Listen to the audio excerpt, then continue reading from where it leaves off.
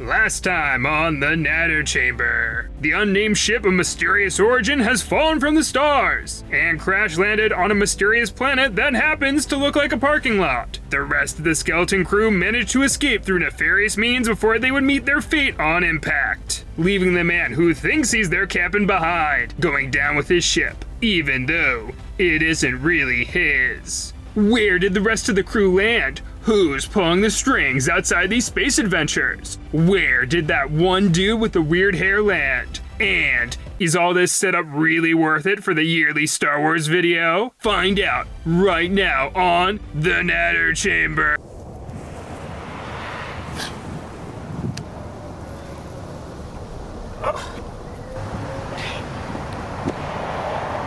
This is my sleeping quarters.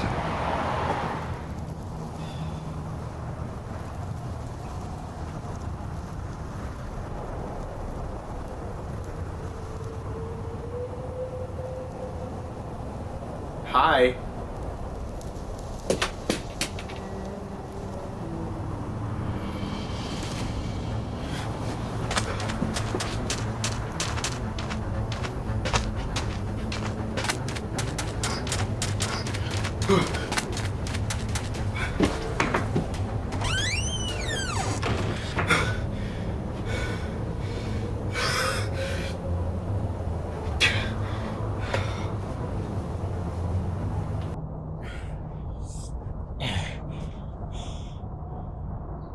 How convenient. You guys are here too.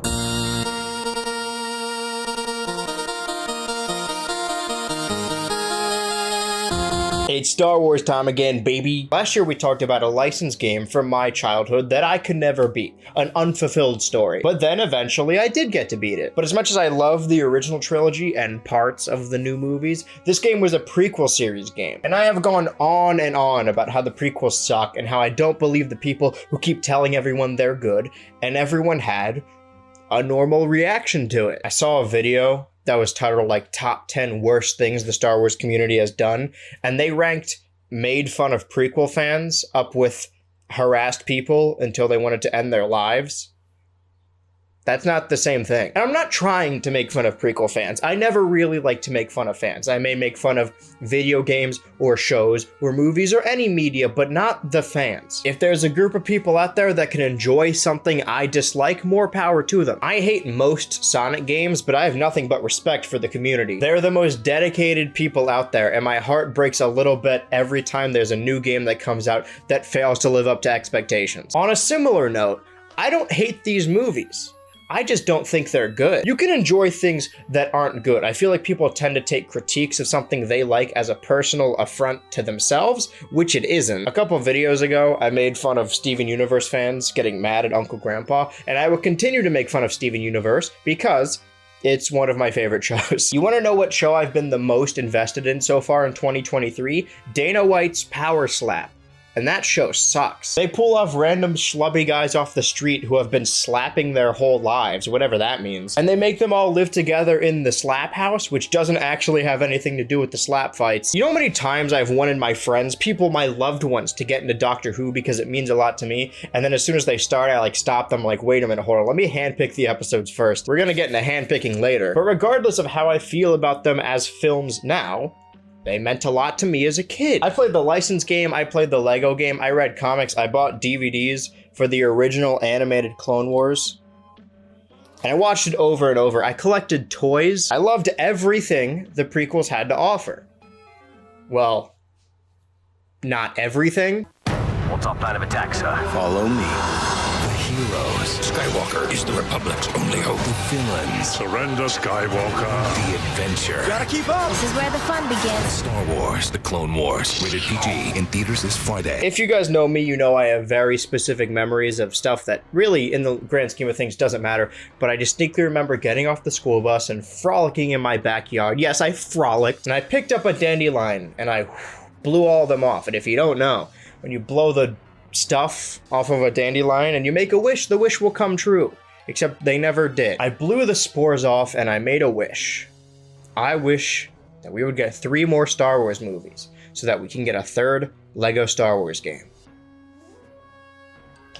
Be careful what you wish for. The sequel trilogy would not come until later, but in the meantime, in 2008, for the first time in 3 years, that's actually not that long of a wait, we would get a new theatric Star Wars movie, the CG animated Star Wars The Clone Wars movie, and it sucked. Like, I would watch Revenge of the Sith every day on loop as a kid, and the same kid was bored by this movie. I distinctly remember going into the drive-in movie with the Gummy Bear brothers, but like 20 minutes in, we just started watching Flapjack episodes on my friend/brother, complicated relationship, because he had downloaded them on his iPod Touch. I have proof that I wrote Teen Titans fanfiction as a kid. Like, those stacks upon stacks of paper I wrote as a kid, those stories, those comics, are still at my parents' house somewhere. But aside from that and getting really into Hero 108 after this, I was never an action cartoon kid. Beyond Star Wars, I wasn't an action kid in general. The first superhero movie I saw in theaters was Iron Man 3. I was born in the 2000s. Oh my god, isn't it so cool that Tobey Maguire and Patrick Stewart are back? Who? The guy from American Dad? Don't you want to see Hugh Jackman return as Wolverine? Not really, man. I just want him to sing his little heart out. It makes him the happiest. So even when I was a kid, I thought the movie was boring. And don't worry, it still is. Probably has something to do with the fact that it's not really a movie. It was originally just going to be the first couple episodes of the new animated series, but then George Lucas, famous cinematic genius, stepped in and made those episodes a theatrical movie.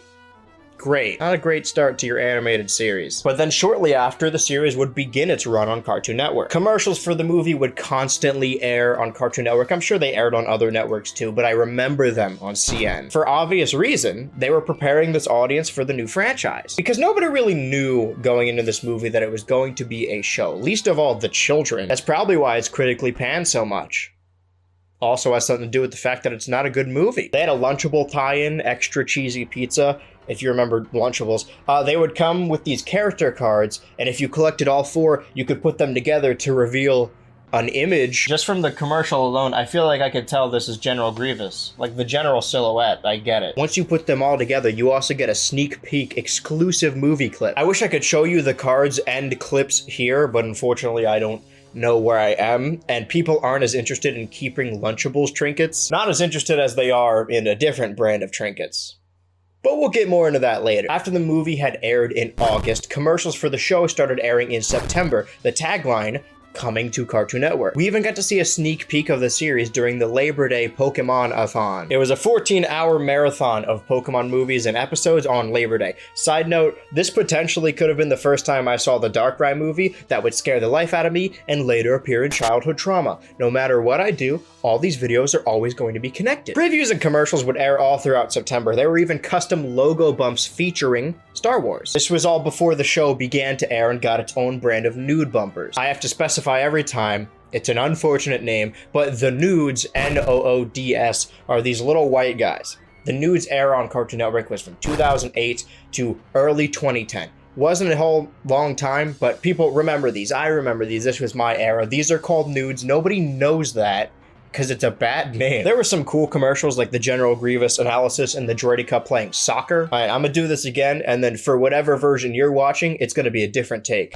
Droidica playing football. But before we get into the premiere of the show, we need to talk about You Are Here. You Are Here became this era, the news era of Cartoon Network's action block. Comedy on Thursday with Har Har Thursdays, action on Friday with You Are Here. But prior to October, when the block would premiere, all they had that could be argued as an action show was Ben 10 Alien Force, and you can't build a block around one show. Its second season would premiere on the second official week of You Are Here. So in a move I don't think I've seen done before, the Friday night block was made up of majority new shows. 3 shows would premiere for the first time on that first week of You Are Here, early October 2008, all of which would be heavily marketed the month prior. Batman the Brave and the Bold. I haven't watched the show since I was a kid and I don't remember anything, but all I know about the show is that Space Ghost makes an appearance and they have a really good musical episode.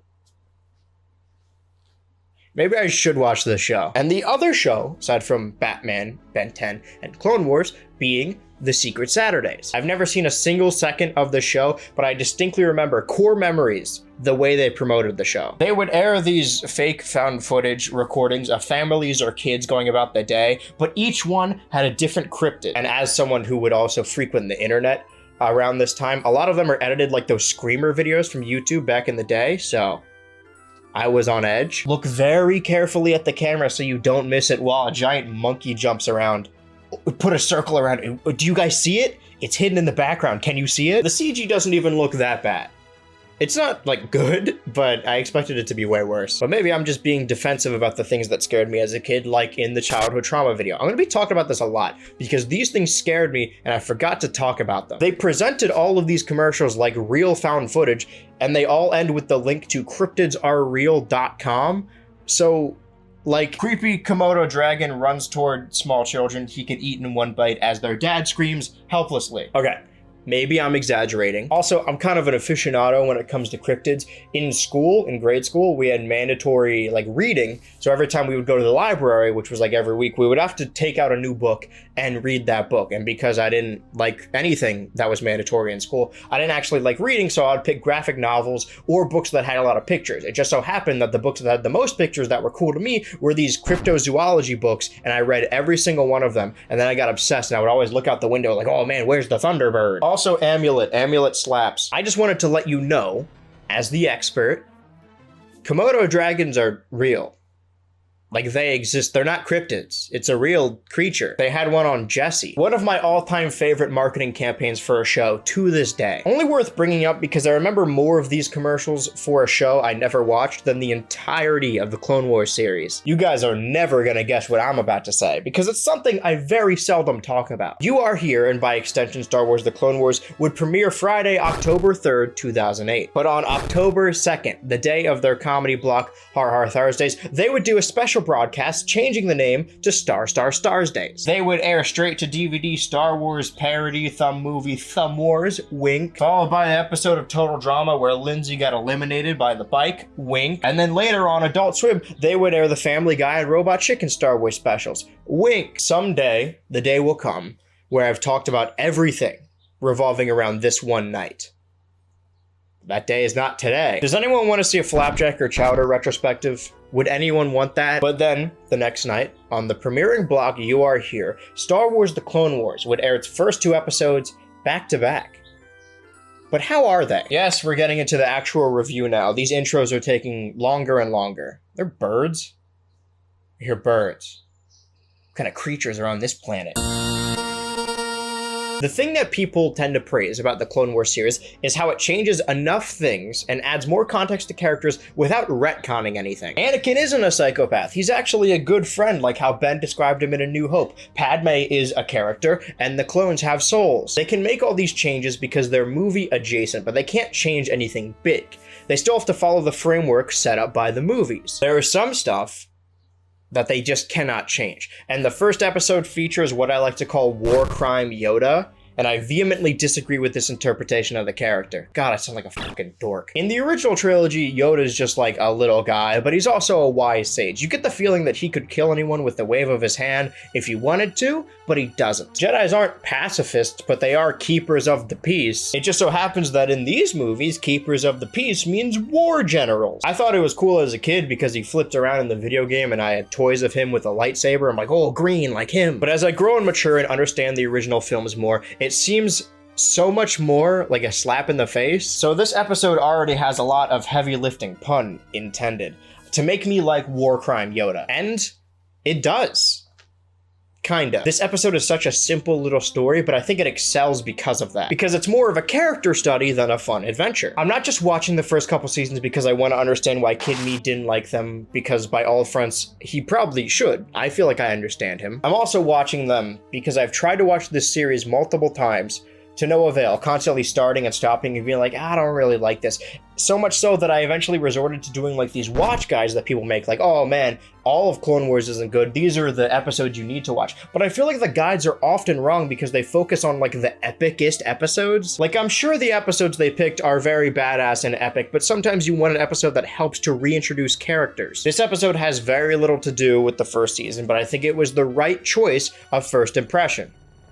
Aside from the movie, which was the actual first impression, and absolutely sucked. This interpretation of Yoda, which by the way, the voice performances in the show, magnificent. Everyone always talks about Darth Maul because he actually has a voice this time, but even the regular Jedi are a breath of fresh air. That's not to say that their previous actors did a bad job. Just like I said in the Nickelodeon video, voice acting and scene acting are two completely different genres. This Yoda is a middle point between the two. He's still kind of like a war general who slays droids on the regular and orders clones around, but he also has wisdom to give them. This entire episode is Yoda just giving little fortune cookies of wisdom to his team of clones. He also whips out his goofy little man giggle a couple times. I love him. Reading puppets, am I right, guys? By the way, I knew going into this that they flesh out the clones' characters because that's all people talk about when they talk about the show. It is the Clone Wars, but I didn't know how hard they pushed every character to utter the line, "I care about your guys' lives." Like in the movies and the games, they're basically cannon fodder. They have no life, they have no soul. But in the first 3 episodes of this first season, they have 3 different Jedi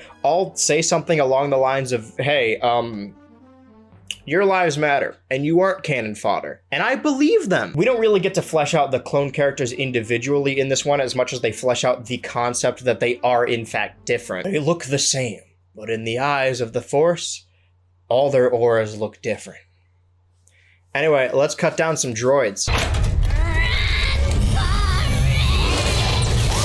I've said this before, and I will say it again. I feel like some animation fans have the best intentions while making things harder for everyone. And it's been happening a lot recently when people are talking about realistic depictions of panic attacks in Puss in Boots at Mario and talking about this epic scene from Paw Patrol. There's this argument about animation as cinema where people will make fun of these people, and you know, I'm all for a public making fun of. I can take a joke, whatever. But I feel like they're missing the point by being like, oh, they think animation is cinema, but they're only watching baby shows. Have you seen Akira? While trying to convince normies to respect animation, they put other cartoons down. Look, I know cartoons are for dumb babies, but some of them have gore and swearing, so they aren't for babies. This cartoon isn't lame because it has lore. They live in a frog world. This cartoon isn't lame because they're rock people and they come from snakes in space. Oh yeah, well maybe I like Big City Greens and Clarence too. Ooh, they're not epic enough. I think this watch guide is a good way to get new fans and prevent people from getting bored, but I also think it purposefully avoids the dumb and silly stuff. Like, not only did they reinvent the clones in the series, but,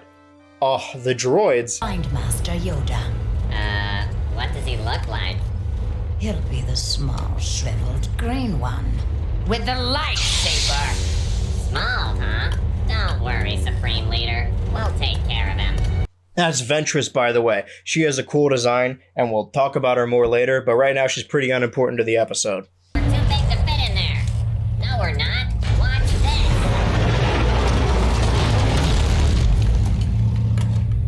this. You were right. But all of this silly hilarity raises an important question. But I just got promoted. We've spent this time fleshing out the clones as real people because they have different personalities and free will and act on their feelings.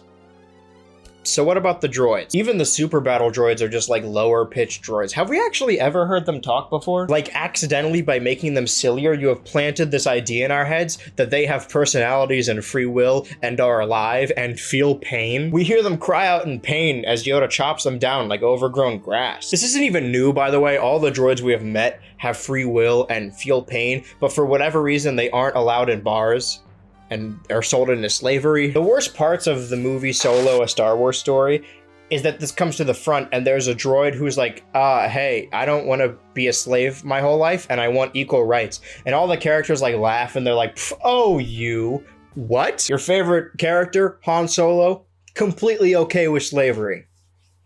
Your favorite actor, Harrison Ford? Listen, I know it's a joke, but in canon, no, it isn't. Anyway, just think about what I've just said as the series goes on and they get slaughtered by the dozens. The atrocities of war. I said earlier that they cannot retcon anything set in stone by the films. And while that's true, they can tweak things slightly. And aside from the war criminals, they also managed to fix my least favorite part of the prequels. Yoda lets the clones know that the Force also flows through them. It flows through every living being. Everyone has the potential to use it. Prequel fans always defend the movies as a whole, but we never talk about how dumb midichlorians are. I have a theory they watch all the epic fight scenes and then like mute the rest of the movie. It's not just dumb, it demystifies the Force and makes it seem like it's an exclusive club. Like, to be a Jedi, you have to be pure blood and you're not allowed to mix with non-Jedi. What is this, Harry Potter? I was so excited by the new kids in the sequel trilogy because we would finally get to see the Force awakening in new characters, and they don't have to be related to already existing characters to be powerful. And then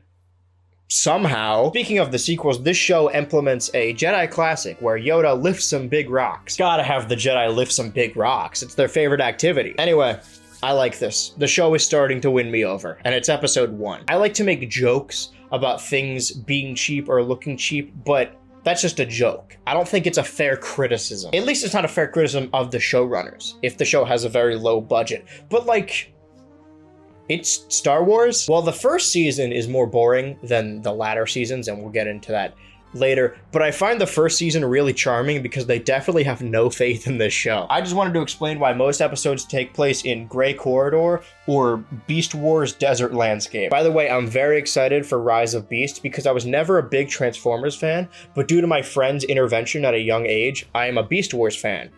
I love the big plastic-looking ape. Anyway, I like that Count Dooku is an actual character in this, and they hint at his tragic past with his tension with Yoda. Ooh, I hope they make out. Why can't I be normal about this? Alright, well, I may have found the episode that turned me off as a kid. I remember seeing the movie and being bored, and then hearing about the show and seeing an episode with Grievous and getting excited because I love Grievous. I think he looks cool. Even as a kid, I was incredibly bored by those episodes. I think this is that episode. Potentially this entire arc. Yep, that's right. Not only is this an episodic anthology cartoon, it also has multi-part arcs. This is also probably what contributed to the boredom because most episodes ended anticlimactically and you had to wait for the next week's installment to see it pay off. It didn't keep me on the edge of my seat. It just gave me an excuse to never watch again. And on Friday, October 3rd, premiere of the You Are Here block, we got 2 episodes of Star Wars The Clone Wars.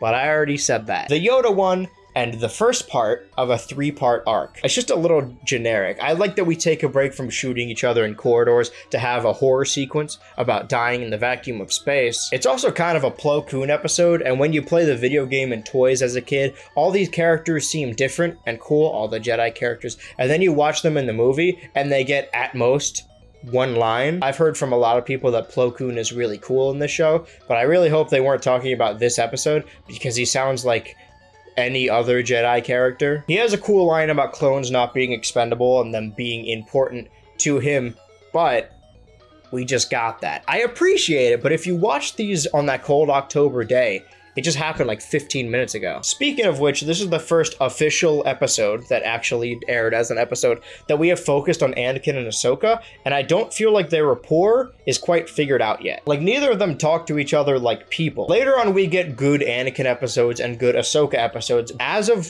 now, I have not seen them work well together. Ahsoka learns a lesson about breaking the rules, but about breaking them in the correct way, and it just feels kind of dumb. I know we don't know a whole lot about this version of Anakin yet, but what he says in this episode doesn't seem like something he would do or say. It is at the least a pretty self-contained story despite being the first part in a 3-part arc. It's hard enough to sit through 22 minutes of boring material, but 66? You're making me watch a bad movie. Execute boring episode length, 66. We just gotta get through this arc fast enough. Even though in real life it took 2 weeks to finish it, I'm starting to understand why I gave up on the show so early as a kid. It's a kid's cartoon. We talked about this earlier. So for the most part, people aren't going to die. But there's a lack of stakes here. But stakes does not mean a character is going to live or die. We know, because this is set before a movie that already came out, that Anakin and company are not going to die. But there's also such a thing as emotional stakes. There are episodes later where the risk of death of beloved characters is still 0%, but it's engaging because there are stronger emotions at play with these characters. This episode has no stakes whatsoever. Nothing matters. It's the middle point of a nothing 3-parter. I've never been a war guy. I'm not anti-war when it comes to media. Like, I don't like war in real life, but I'm not gonna scoff at Lord of the Rings and be like, well, why can't they get along? You know, the story's been told since the Dark Ages. I just don't care about the logistics of war. I never played Battlefront as a kid, and I never really got into Nerf guns either. The war stuff just really bores me. The parts of Star Wars I like are the cool locals and the freaky creature designs, and also lightsabers are epic. So I should be as fair as possible and point out that there is a scene in this episode I liked because it has a weird alien space manta ray. I'm a creepy critters guy. I like up looking dudes. Also, it's a nice character detail that Anakin wants to murder Grievous in cold blood like a maniac. Like, he's still a nice guy, but also he's going to become movie Anakin at some point. Ahsoka calls Anakin Sky Guy and R2 R2. Anakin calls her Snips. It's cute. They're like a little family that doesn't really know each other that well. Let's wrap this up, please.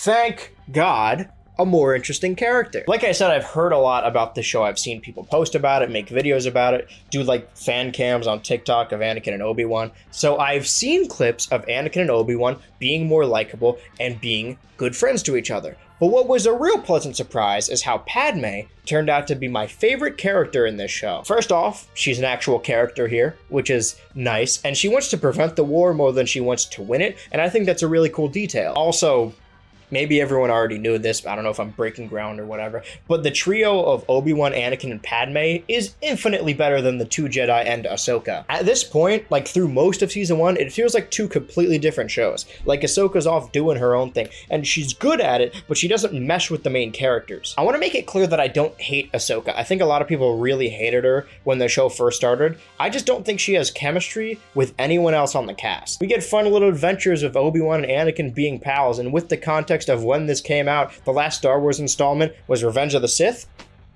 It's nice. He also references the "I'll try spinning, that's a neat trick," which I thought was cute. It's just kind of nothing. It was better than the other two in the Malevolence arc. That's what episodes 2 to 4 are titled. But I just kept thinking to myself, this would be a really fun video game. Anyway, check out this video where I didn't bring that up just to plug another video. I legitimately thought as they were platforming, I'm like, what if I was doing that? We get to see Anakin and Obi-Wan being friends, and we get to see Padme and Anakin being a couple, and it isn't uncomfortable. And we get to see the three of them work together as a team, and I think they work really well. We just gotta, you know, make what is basically the main character of the show gel with them. Remember earlier when I said I didn't care about war stuff? The clones as a unit do feel more like people, but it's kind of ironic that they don't feel like individual people as individuals. I knew that I had to do my best to really focus on the clones and try to remember their names because I know that they come back later. Little did I know, most of them die in this episode. We're too early in the series for this to be shocking, and this current moment clones still feel expendable, at least the ones we just met. But it's nice to know that every time we see a new clone, there's a 50-50 coin toss on whether or not they're gonna make it out the episode. The voice actors, or voice actor, does a good job with the material he's given, because all of the clones are clones of the same person. They're all voiced by the same guy, D. Bradley Baker. And I know I'm guilty, lock me up, of pointing out voice actors and being like, hey, they sound like this other character. I know it doesn't add anything to the discussion, but he sounds so much like Klaus when he dies. This man voices every single clone, and yet I can't stop hearing Klaus. Take us to the sergeant in command. Roger, roger. Roger, what are you doing? I may be ready to admit I have a problem. We hear him die a lot in this episode. They die one by one, and I have to guess which characters I think are going to come back. We meet Captain Rex, and we get to see the origin story of Echo and Fives. I'm making myself care about them because I know I'm supposed to. Eventually. I just hope they make it easier for me. Our creepy critter counter is now at 2. There's a big eel in this episode. Keep it going, boys. This is the perfect episode of what I was talking about earlier. It has deadly stakes. The characters can die, but there's no emotional stakes because we don't know these characters. It's true that any of these clones could die at any moment, but if that's the case, why should I care? I'm gonna say it. I don't care for clones and droids shooting each other across a giant gray corridor. It isn't mentally interesting, and it damn well isn't visually interesting. It may sound like I'm being extra mean to this episode, but just know that this episode was on the watch guide of episodes you have to watch. The others weren't. As of right now, episode 1 Ambush is still the best episode, and we're on a steady decline. I hope we get a spike soon. Ahsoka. Suicide is not the Jedi way, Master. I forgot about that rule. And just when I thought I was going to find a way out of here. Part of the show being the anthology format is that I did not understand it as a kid, and I was just confused all the time because I thought I missed an episode, and which was easier for me to be like, well, I missed one. Who cares if I missed this? I'm out. Grievous is wearing his cape in this one and coughing like the third movie. There's, I think maybe George Lucas was way more involved early on in season 1. And yet all the dedicated hardcore George lovers, I should have said Lucas lovers, George lovers, they could be any George. They skipped this season. That being said, I do stand by what I said. The silly stuff is fun sometimes. This is an R2 episode, and I really like it. I feel like more and more I'm projecting my personality onto the characters I watch. Anakin in this episode has trouble communicating his feelings with people, but is also the only one who wants to go look for R2 because he loves him like a person. Oh, so the droid rights only matter when they're good guys? Battle droids didn't choose this life. They weren't given a choice. Also, he is so me. I love this interpretation. As a kid, I wanted to be like Anakin, and then as I grew up, I'm like, what did I mean by that? Because he built droids as a kid, he was also in slavery, he's best friends with R2, he basically becomes a droid in the future. It makes sense. It also makes sense that Ahsoka picks up a lot of personality traits from her master. But not exactly. She trusts this suspicious droid who keeps fucking up because she also cares for droids like people, but she's more forgiving than Anakin. Anakin also starts to show some dark side tendencies in this episode that Ahsoka has to talk him down from, thus showing that she is the final thing keeping him grounded to the light. And we know she isn't in the movies, and we know when she leaves, or dies, he will snap. This episode is oozing with character and context for later relationships, but no, let's watch the episode where the clones get names and do nothing. Anyway, we get wacky R2 shenanigans in this episode as well. And for the first time in the series, we end on a cliffhanger, and I'm legitimately interested in seeing its conclusion. I think I also would have really liked this arc as a kid because I loved droids, but I gave up way earlier than this. This episode is more of the same. It's continuing the story, but it's also the first time in this series I've wanted to see what Grievous had cooking, because when he's interrogating R2, it's a really interesting dynamic. They're both droids, kind of, and they've both been mistreated. When are the droids in this universe gonna rise up and take back what's theirs? But he's also more ruthless. He kills the lizard man that R2 is fucking with when he demands more money. I've done my best in this video to not constantly bring up the 2003 2D animated Genndy Tartakovsky Clone Wars animated series, because if I did, I wouldn't be able to stop comparing this series to that one. Even to this day, people post that one scene of Grievous being creepy and taking out all those Jedi at once. So far in this series, Grievous has been shaking fist, ooh, I'll get you next time, guy, which for a Saturday morning weekly action cartoon with no stakes is fine, but apparently that's not what this show is. This show's supposed to be above it all. Maybe I set my expectations too high. Maybe I listened to all the internet noise and let it cloud my judgment, or maybe it does get better. But also in this episode, not only is he more menacing while threatening secondary characters, but he also gets a long fight sequence with Ahsoka, and it's actually visually interesting. I feel like I'm being a dick. She's significantly weaker and more green than him, so most of the fight is her trying to avoid him. It actually has more in common visually with a horror movie than it does an action one. Also, bonus points for having the Astromechs fight. I like that. Well, you didn't think the gold guy was gonna betray them? What show are you watching? The movie makes the Jedi seem so boring, and there's so many goddamn rules that you kind of understand Anakin's frustration. But not the killing kids part. I don't relate to that story. Maybe someday when I have kids of my own, I'll understand. Be sure to, if I do ever have kids, which I probably won't, but if I do, send them the clip of that video where I'm like, maybe I'll do understand killing my kids. It was a breath of fresh air for the show to show Obi-Wan and the Jedi way as wrong, because Anakin wanted to save his little buddy, and friendship triumphs over all, even organized religion. Where are you going? I'm just gonna have a little look around. I hope you find R2 in one piece. Oh, and when you get into the courtroom, maybe don't shout.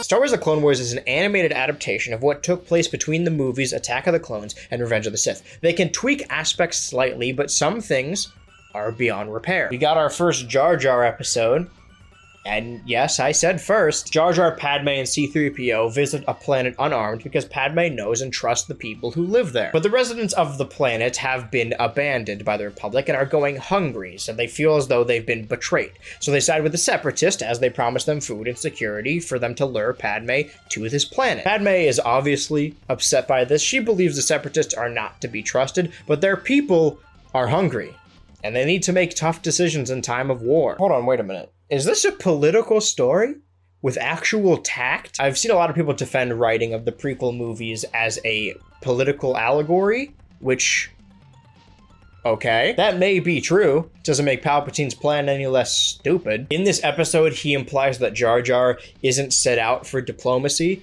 when by this point in the series, they've already put him in charge of a bunch of stuff. Can't even trust this guy to guard a can opener. Oh, but this fits into the Darth Jar Jar theory. Oh yeah, I got a theory for you. Why did Padme bring Jar Jar? She brought her slave robot to meet her second family, but why did she bring this guy? I don't know. Meeting the family is a big step for a secret second boyfriend. She can't date Anakin because of the rules of the Jedi Order, but nothing says she can't get a little Gungan tongue on the side. Gross. She tells Jar Jar to stay behind while lovingly caressing his face. Jar Jar is the key to all this because he's a funnier character than we've ever created. They were so close. This has been said before, but an annoying character only really works when an equally annoyed straight man character is reacting to the antics. And C-3PO is that straight man, for lack of a better term. I think putting these two together was a stroke of genius. They work really well together. Jar Jar fucks everything up and almost kills C-3PO, thus explaining why he's on edge all the time in the later movies. Jar Jar! Oh no, Jar Jar's been killed.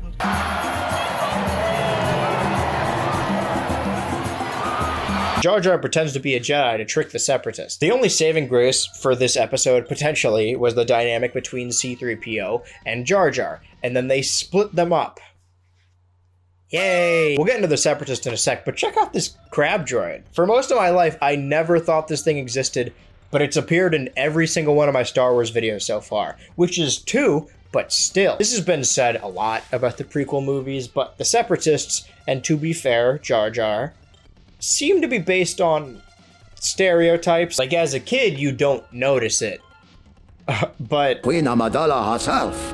At last, we are getting results. Again, you come before us, your highness. does anyone in real life actually talk with these accents? But in the animated series, the 3D animated Clone Wars, they made them not that. And this one's voiced by Tom Kenny, who is at the very top of the voice actor pyramid. That being said, and I am ready to admit that I have a problem, I'll check myself in. I'm constantly saying voice actor sounds like this character. I know, it doesn't add anything and it's annoying, but he's also Greedo in this episode, and he sounds so much like SpongeBob, dude. Padme manages to trick the droids and escape her prison because they're dumb as bricks. I regret the transmitters on the ship are out of order. What? The ship has been destroyed. Battle droids? No. Jar Jar? Jar Jar. An infamous figure. Avatar Way of the Water reference. Insert that here. The starving mayor decides to side with the Republic and arrests Newt Gunray on the spot. The Republic then agrees to provide food to this hungry planet as we get our quote, "Our most important allies are not always the most powerful."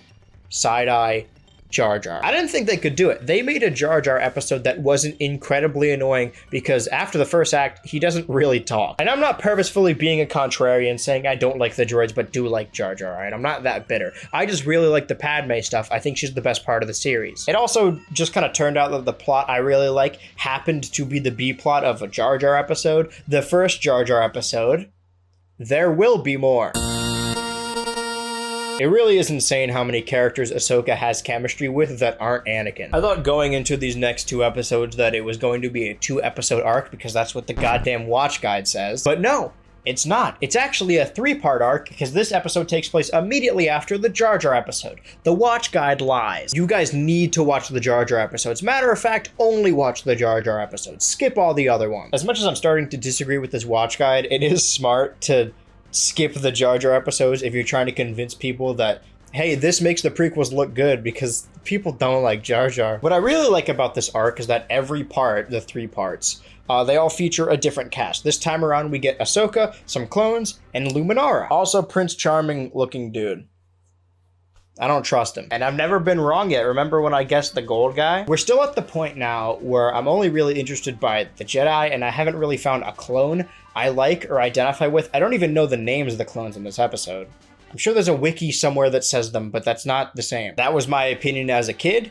As of right now, Nothing has changed. Not only is this an Ahsoka and Luminara episode, but remember Ventress from before? She actually gets the spotlight this time. Don't compare the show to the 2D one. You already did that. You've hit your quota. Don't talk about how cool Ventress is in that show. To be fair, she's pretty cool in this show too, at least in this episode. Not only is she creepy and yet inexperienced enough to really have something to prove, but she's also a very good foil for Ahsoka. All the main Jedi need a main rival. Anakin and Grievous are tactical rivals. Yoda and Dooku have history. Even Darth Maul comes back to torment Obi-Wan. Maybe there's some history we don't know, or maybe it's shown in the movie that I refuse to ever watch again, but Ahsoka fucking hates Ventress. She calls her like a sewer witch and is filled with rage as she fights her in, again, an actually engaging fight set piece. And we see the clone and Prince Charming fist fight, and I don't really care. Ahsoka even takes after Anakin's dark side tendencies by threatening Newt Gunray.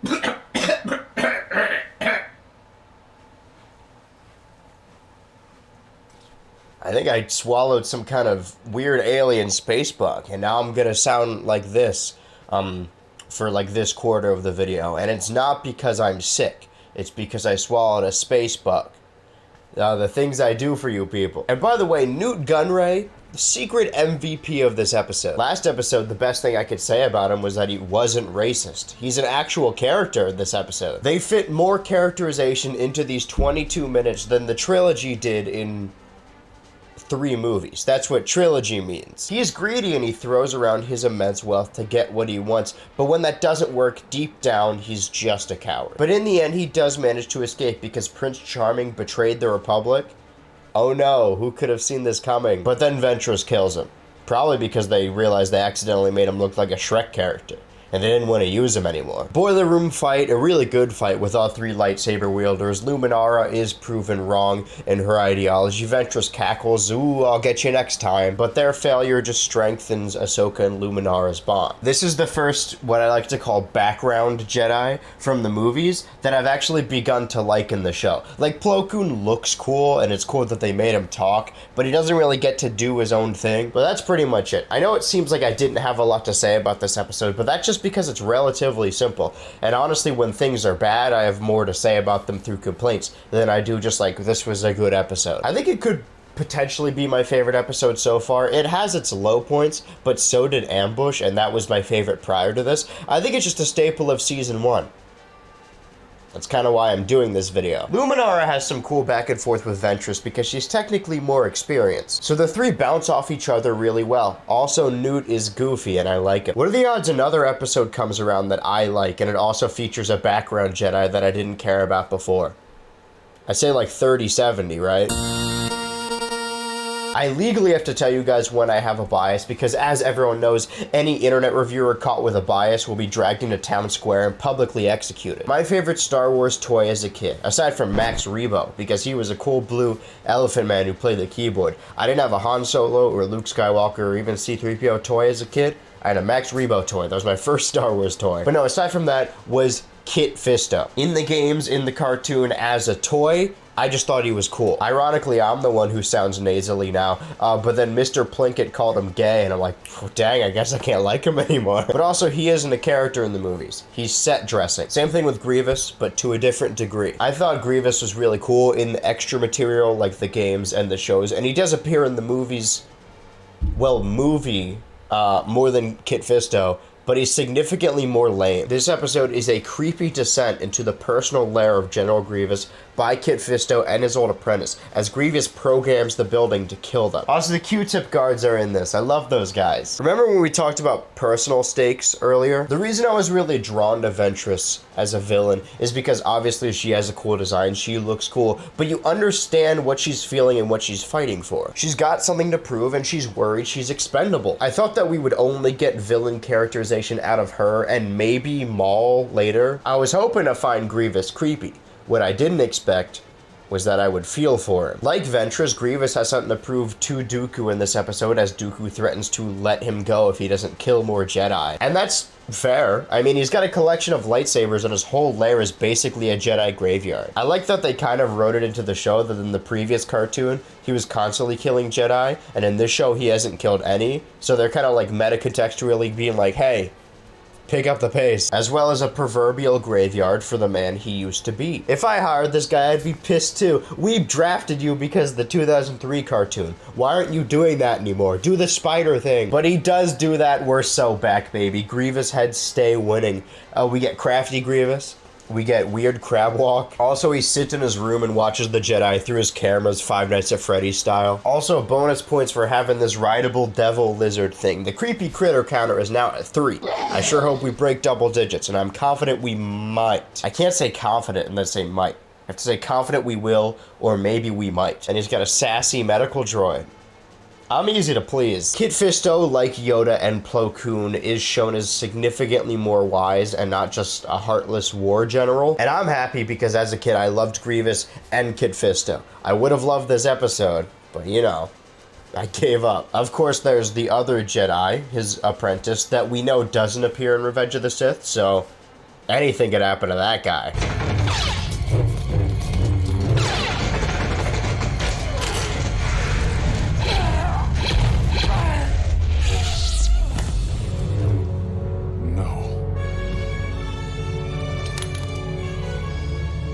Grievous gets the body he wanted, and Kit Fisto is permanently changed by watching his apprentice get shot down in front of him.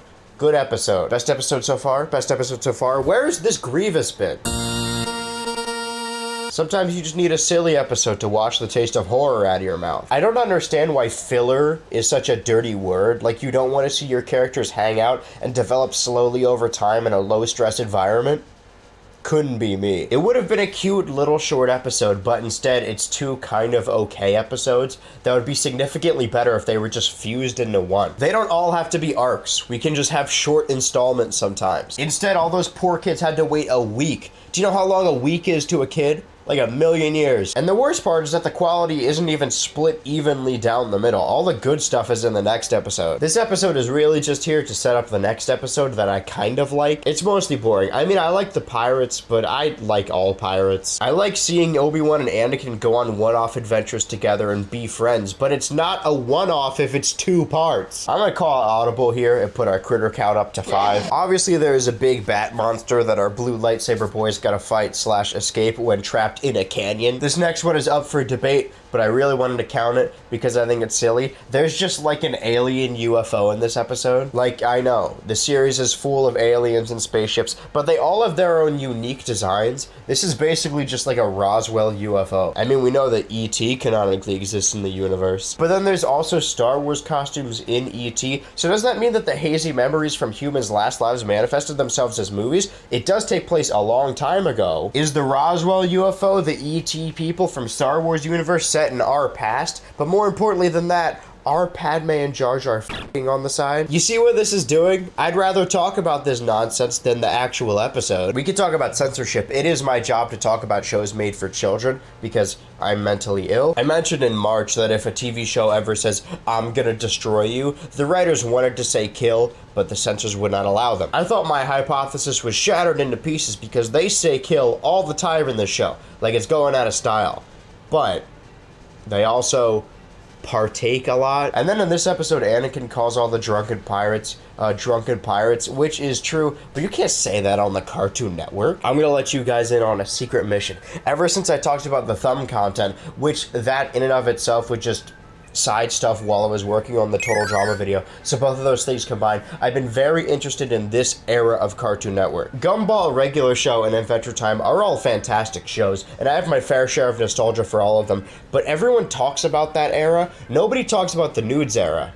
And at least not in a positive light. Ever since 2019, when I graduated, I've been archiving as much 2008 to 2010 footage I could possibly find. And so people have reached out to me and gave me some of their rips. I appreciate that. I even managed to get my hands on physical recording collection from that era. At some point, I want to talk about everything, every corner of this era. That's why I decided on specifically the first 2 seasons of Clone Wars. I'm a hack. I'm just bringing this up because in the era after this, we get Finn calling people sexy and Mordecai saying, "You pissed me off." But that more adult lean started in this era. We got Total Drama boobies and Clone Wars alcohol and murder. I really wanted to get that off my chest, just like I want to get all this out of my nose. But I have nothing else to say about this episode, sorry. Can we get to the cool part, please? How many episodes has it been? What's the ratio to Jar Jar episodes for this season? Jar Jar ruins everything, again, because that's what he does best. It's kind of a double-edged sword, because this time around, I'm already annoyed because I wanted to see Dooku, Anakin, Obi-Wan odd couple bickering, but we keep cutting back to Jar Jar. But also, Jar Jar sounds completely different. And he doesn't talk as much in this episode as he did in the previous one. And even in that one, he didn't say that much. I couldn't find anything to back this up, but I have a feeling that they had to replace the voice actor for just this episode. So in doing so, they just made him talk less so nobody would notice. Or they already plan on him not talking as much, so they're like, yeah, whatever, throw some other guy in there. I know Ahmed Best, the guy who played Jar Jar in the movies, voiced him in this series, or at least in the first episode. That's why in the first episode, he sounds like Jar Jar. But who's this? Ahmed Worst? It's the best joke I've ever written. Between that, we also have a C-plot to, again, take attention from the trio I wanted to see. And I know I'm beating a dead horse and making my point here, but maybe this episode wouldn't need so much filler if you just kept this arc to one episode. The C-plot at least features the pirates attempting to betray each other. This show's lucky I like pirates. I like lobbying threats at a nearly 2-decade-old show. Like I'm a reviewer in the 2010s and I'm gonna take a dump on this show and shoot a PNG out of the air. I would never do something that stupid and silly and dumb. Isn't that right, talking skeleton character? Oh yeah. Should probably find a way out of here soon. Anyway. Do control your protege's insolence so I can concentrate. Anakin. What? Control your insolence. The Count is concentrating. That's the stuff I wanted to see. And then they split up. The Jedi and Dooku just halfway through the episode just go their separate ways. Alright, now I'm definitely gonna sound like an angry internet reviewer, least of all because of whatever's going on here. You had me sit through an entire episode of boring setup, wait through uncanny sounding Jar Jar. Also, I could see the thing I finally wanted to see, and it lasts 5 minutes? Yeah, Dooku gets to go on a tear. He makes a dude shoot his friend while force choking him. It's cooler than anything he's ever done in the movies. But come on. I've seen that control your insolence clip so many times. I was so excited for this episode concept. I thought, surely that can't be the only funny bickering line. It is! Again, maybe I'd enjoy this more if I didn't let everyone on the internet already hype it up for me, but that doesn't make it any less disappointing. Now I know how all those nerds felt when they lined up to see Phantom Menace in '99. The old Jar Jar switcheroo. At least we get to see a classic Obi-Wan mind trick. You do not want to stand guard. I do not want to stand guard. You don't want to sell me death sticks. I don't want to sell you death sticks. You want to go home and kill yourself. I want to go home and kill myself. I don't even have the energy to be mad about this anymore. I'm just bummed. This is a bummer. Hopefully we hit those high highs again. Let's update the creepy critter counter to 7, because not only did we get a feral bird tiger thing, but also an entire race of little lemur guys, and they talk. One of them does a sonic spin dash. This is all I want. All I need to be entertained by a show like this is little one-offs where the characters traverse cool new locations with cool little critters. So I was already ready to give this episode a good score, but then it blew me away even more. This episode says exactly what I've been saying for years, but not about droid slavery. There's not much we can do about that right now. We do get this nugget, though. Destroy that cruiser. But sir, there are still hundreds of droids on board. I don't care. Roger, roger. Aw, they care about each other's lives. It's a shame no one else in this universe does. From the start of this video, I have been saying it doesn't make sense that the Peacekeepers are war generals, and that's what this Elder Lemur character says. He's my self-insert, and I thought I had already watched all of Penguins of Madagascar. The episode starts in another cool new aesthetic where we have an actual air fight in the sky. Like, Star Wars imagery is heavily inspired by World War II and Vietnam imagery, so their version of an air fight is space. So it's cool to see them actually fight in the air. It's also cool to see a backdrop that isn't a gray corridor or a barren landscape. Anakin saves everyone, but in doing so, he gets blowed up. The nasally adds more, like, me saying blowed up is already like, oh, I get it, it's a joke, but this, like, I sound like a Rugrats character. A clone gets knocked out by bumping his head, sending the ship into hyperspace accidentally, and Ayla Sakura, the blue hair tail girl, can't help because she bumps her head, which also knocks her out. I imagine the altitude has something to do with this. In this universe, if you stub your toe on a cabinet, you're going into a coma. Speaking of coma, Anakin is knocked out for most of this episode, meaning we get another episode of Ahsoka bonding with a Jedi that is not him.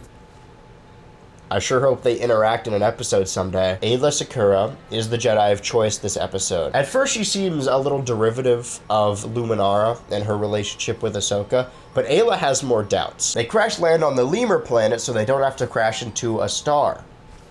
That's why I call it Star Wars. Ahsoka doesn't want to leave Anakin, but Aayla tells her to not let emotions cloud her judgment. But then later, while Ahsoka is opening up to her, Aayla lets it slip that she also used to care about her Jedi Master in that way, but had to let it go because it's not the Jedi way. Then the crew comes across the Lemur troop, and the guy in charge tears them down. Violence breeds violence. Jedi are no peacekeepers. We're fighting for freedom. And freedom and peace require fear and death. We colonized this system to find solace from your wretched war. We came here to find peace. You must leave. You will only destroy what small amount of peace is left in the galaxy. And he's right? This episode ends on a cliffhanger, so the next episode is definitely going to continue that story. The show loves its arcs. I haven't seen it yet, but I'm really worried they're gonna backpedal and the Lemur is gonna end up changing his mind, like, oh, I have learned my lesson. Well, I guess violence is okay. Now I understand. They need to know our strength. We don't want a poor planet taking our space oil. Sorry, I forgot where I was. I absolutely loved the Lair of Grievous episode, and I was pleasantly surprised, and it was a fun little thing. But this episode was the first that made me glad I decided to give the show another chance. Also, if I watched the episodes I was supposed to watch from one of the watch guides, I would have missed this episode. We don't have time to see the episode where the Jedi struggle with their place in the war and how far they've fallen. We gotta have room for the episode where the clones shoot a bunch of people. I knew they made Anakin likable and the clones characters, but I never expected them to straight up say, yeah, the Jedi in the prequels, they don't make sense. Did George leave the room for this one? That may be unfair, though. It may not be giving him enough credit, because honestly, like, I don't think George Lucas is fantastic, but he's not stupid. I think what he was going for in the prequels is that the Jedi are very much in the wrong, and that's why Anakin fell from grace and was pushed to the dark side, because of all these rules and these peacekeepers being hypocrites. But then the fans of those movies, instead of going along with what he was saying, they were so used to defending those movies that they're like, yeah, the Jedi are I love what they do. Anakin's in the wrong because Jedi shouldn't love people. It's doubling down so much that you're starting to miss the point. I guess it's interesting in a sense that a movie this simple and kind of stupid can still be up to interpretation and argument to this day. I just wanted to say that because I think it's potentially unfair to be like, well, he accidentally made the Jedi stupid. I think it was intentional. I am now watching these one at a time, so I've legitimately not seen the next episode. If they backpedal, I'm gonna be really upset.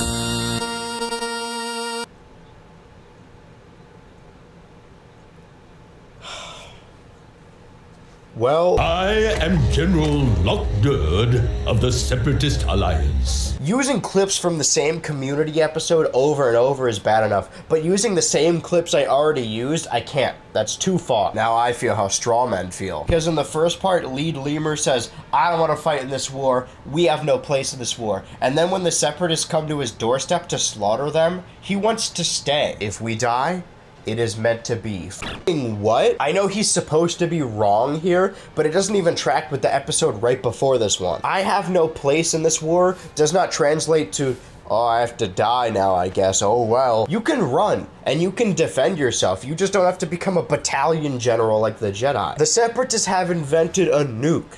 Like, it levels the plane in flames, and then the Jedi break it, and they're like, yeah, we saved the day. Can they not make another one? Is no one afraid that they invented nuke technology? Like, they know how to atom bomb us, and we don't know how to do that. We truly are in war times. At least after defending the lemurs, the lead one stands by his original stance. Perhaps we do owe you thanks, but I still wonder, at what cost? And he's right. They're an enemy of a superpower now, all because the Jedi crash landed. They were peaceful. I'm not as mad about this as I thought I would be, but I'm still disappointed. Obi-Wan Kenobi and Anakin Skywalker, accompanied by dignitaries from the nearby moon of Pantora. Oh, they're gonna die for sure. Consult the creepy critter creature counter to conclude that f it. They're snow people and they ride saber-toothed tigers. I know for this to be fair, I need to talk about each episode equally and review them in a bubble. But I just talked about this. Chairman Cho, that's his name, he doesn't care about the natives. All he wants is war. Was this episode made as an apology for the last one, or did half the writers go off and write their own script to argue? This is the same thing as the last two episodes, except it shows the guy who wants the war as the bad guy. Yeah, Anakin and Obi-Wan don't even add anything to this episode. They're just here to observe. I feel like they wanted to write a one-off episode, or like completely separate, but it's season 1 and they weren't confident enough yet to have an episode that isn't tied to a character from the prequels. So they're like, all right, we'll put these two there and they'll watch the episode. The show is from Steven's perspective. He must be in every situation. That's really all I have to say. They're just twisting the knife in my wound now. At least we end with peace this time.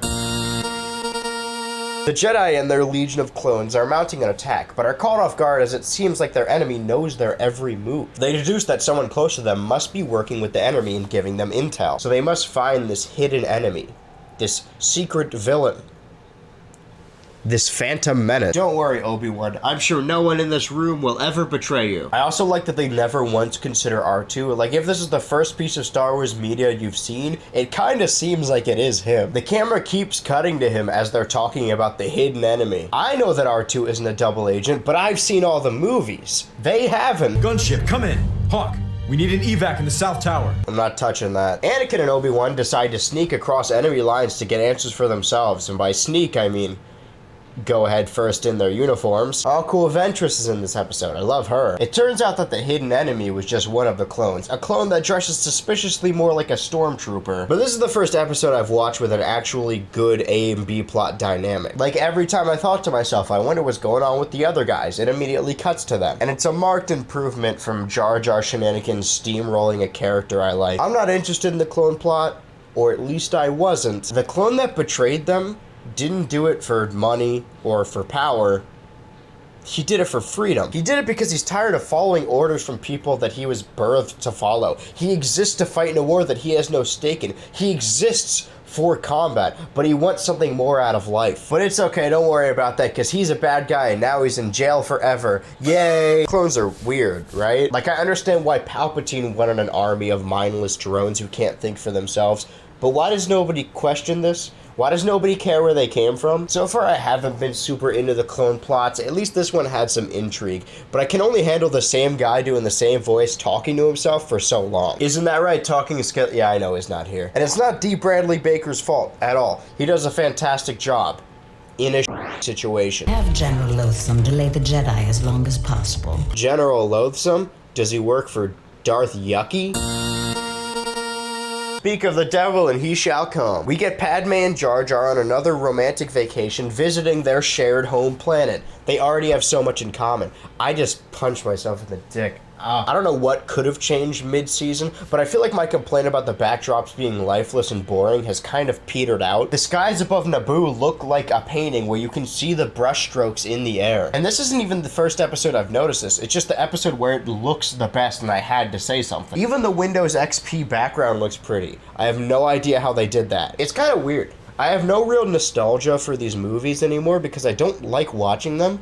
But I did enjoy the games and other media tied to them. The extra media obviously uses locations from the movies, but I always associate them with the games. Like in the scene where they're all meeting in the Naboo docking bay, I wasn't popping off because it reminded me of the Phantom Menace. I was popping off because it reminded me of that level in LEGO Star Wars where you free all the captives. Speaking of LEGO nostalgia, is that Captain Pancake? One of the playable characters in the third level of LEGO Star Wars, I think, was a guy who had a hat and a gun, and his name was Captain Pancala. But we were kids, so that's not what we called him. We called him Captain Pancake. Because every level has to be 2 players, they occasionally have to make some characters playable that otherwise probably wouldn't have been. And now whenever I see him in the movie, I always think, oh man, they made the Lego character into a real man, which is not what happened. But I'm just excited to see him here. But upon looking it up in my brain, Rolodex, stupid. I don't think it's actually him. I know it's not him. I would like to shut down before I get sensory overload. Me too, buddy. Jar Jar ruins everything again, but at least they get some answers. There's an evil cartoon TF2 scientist planning on releasing a deadly virus onto the world. again. And they mention multiple times that they've already eradicated this virus in the past, but how did they do that? Because if you mean that they cured it, then this shouldn't be a problem. As long as everyone got their vaccinations. That's right, I've tricked you all. You guys all thought I was an internet reviewer YouTuber, but in reality, I work for the shadow government, blah. And I've microchipped all of you with my evil gender microchips. And now I'm forcing you all to watch my videos. That's a good ad. So then Padme and Jar Jar go out together, of course, but they come across some of those fart creatures from the first movie, except they've been killed by the poison water supply. This is Bombad. I'm no Star Wars expert. That's actually a lie. I know a lot about very specific details. Doesn't Bombad mean, like, good? Earlier in the episode, Jar Jar chases a bug and accidentally helps Padme discover the Dr. Frankenstein Mr. Freeze secret tomb, but she gives Jar Jar the credit anyway. It's because they're in love. I get it. I know when two people are in love. But then later, Jar Jar smacks his face off the metal door to find where it's actually hidden. But then Padme's like, Jar Jar, you did it! I feel like gravity had more to do with it than your lame husband, but whatever, I get it. You're hyping him up. We get more info. Considering the latest developments, we thought it was best to wait for you. What latest developments? We did a robo-lobotomy on the battle droid. You did a what? You can't just download that info, you had to make him brain dead? A type of brain dead so exclusive to humans that they used the human word for it, but then just added robo before it. The evil scientist sets off some gas bombs throughout the planet to release the virus, but with the help of the scrappy natives, they managed to stop all of them. Or so they think. But oh no, he still managed to set off one bomb, so now Ahsoka and Ko are sick. It's up to Anakin and Obi to go off planet to find secret ingredients for a cure. So there is a cure. I know the virus is old, but that's no reason to get rid of the ingredients. I mean, we still have penicillin.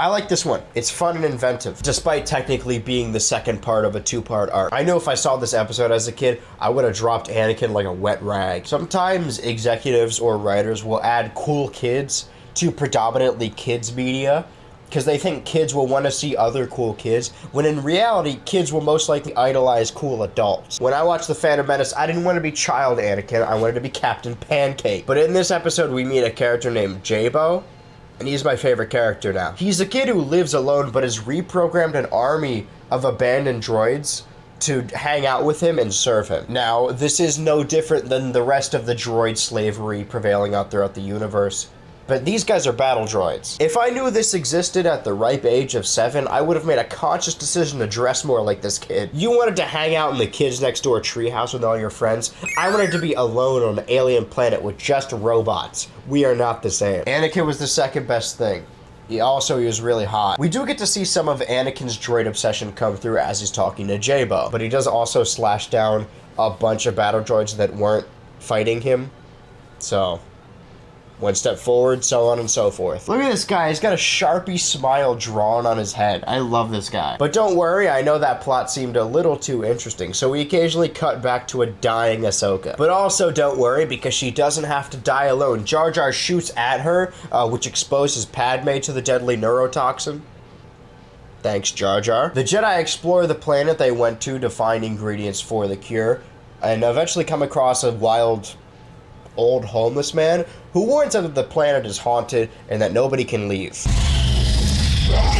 Anakin, hurry! They later find out that it isn't haunted, but that nobody can leave due to the security system. So they meet with the Hobo Council. I thought this planet was deserted. Padme and Ko are slowly dying while trying to treat their wounds. That won't help. Anakin and Obi-Wan manage to get the shields down and bring the beetroot to their friends to help cure the virus. In doing so, freeing this planet of post-apocalyptic bums. I much prefer the Jedi plot on a new planet as opposed to characters slowly getting sick and dying on Naboo. Also Jar Jar, but also, again, nostalgia tied to games. It was a nice little moment to see Obi-Wan congratulate Jar Jar because they had a previous friendship. Again, not nostalgic for the movies. I saw these two meet in Lego form like 17 years ago, and it's nice to see these versions of them reconcile. I make it seem like they had a falling out. Does Obi-Wan know about the secret love triangle? Does Anakin know? All the episode descriptions are vague on purpose. I just thought this one stood out more. The description for this episode on Disney Plus is Anakin teaches Ahsoka a lesson. Uh-oh. Okay, so there's a handful of episodes I've heard about before. I've never watched the show the whole way through, but some of them I know what to expect and some of them I know some more things about. I know Darth Maul comes back, I know some clones have some characteristics, and I know about this episode. This is the episode where Ahsoka fails. She f***ed up so bad that she gets multiple people hurt or killed, and she has to grapple with that. I know that. But before I had watched the show, I had always heard this episode described as the episode that fixes Ahsoka. Like, before this, people hated Ahsoka. They thought she was a whiny Mary Sue. But this episode is the one where she fails, and they make her character better. And when all I had seen was the movie, I agreed with that. Ahsoka is really annoying in that, mostly just for committing the crime of not being Anakin or Obi-Wan. But then I started this project, and I started watching the episodes in release order, and she won me over. I think she's great in plenty episodes before this, and I really don't understand where the hate is coming from. I mean, I do know where it's coming from, but I don't have any fight left in me when it comes to Star Wars fans and women. Anyway, let's move on. The episode is fine and all. I was just confused about its legacy. Finally, they fixed Ahsoka. This is episode 19. The show had been airing for half a year already when this one dropped. I guess this is the first episode where she interacts with Anakin in a meaningful way, but she already had other formative experiences with Ayla and Luminara. Aside from that, the episode just more army stuff. Stuff with little stakes that just visually does not interest me. I'm not purposefully trying to be a contrarian, although with this recent slate of videos, it does kind of seem like I am. It's just so insane to me that I believed everyone else when they talked about the show for years. Oh yeah, don't watch these episodes. The clones are really interesting. Ahsoka sucked until the end of season 1. If you want to get into Clone Wars, watch all of it. It isn't all good, but don't let dudes on the internet tell you which episodes are the best, because really it's just down to preference, and they're often wrong. Like, when are we gonna get an episode that only stars clones that's legitimately compelling? Right now, we're gonna get that right now. It's happening now. Episodes 19 to 21 are part of a 3-part arc. In name only, the episodes actually have very little to do with each other. In the previous episode, they were fighting above the planet Ryloth, hence the name. Sometimes I see a parody of how nerds sound on TV, and it's always buzzwords like, oh, the Glooblies are fighting with the Schmorples, and they both live on planet good blah blah blah. But then I say something like the Twi'leks live on planet Ryloth, and I start to understand. Is that what we sound like? Anyway, the Twi'leks are being held prisoner by the Republic, and for whatever reasons, the clones don't respect them very much. I don't think she's armed. Ah! Little tailhead bit me.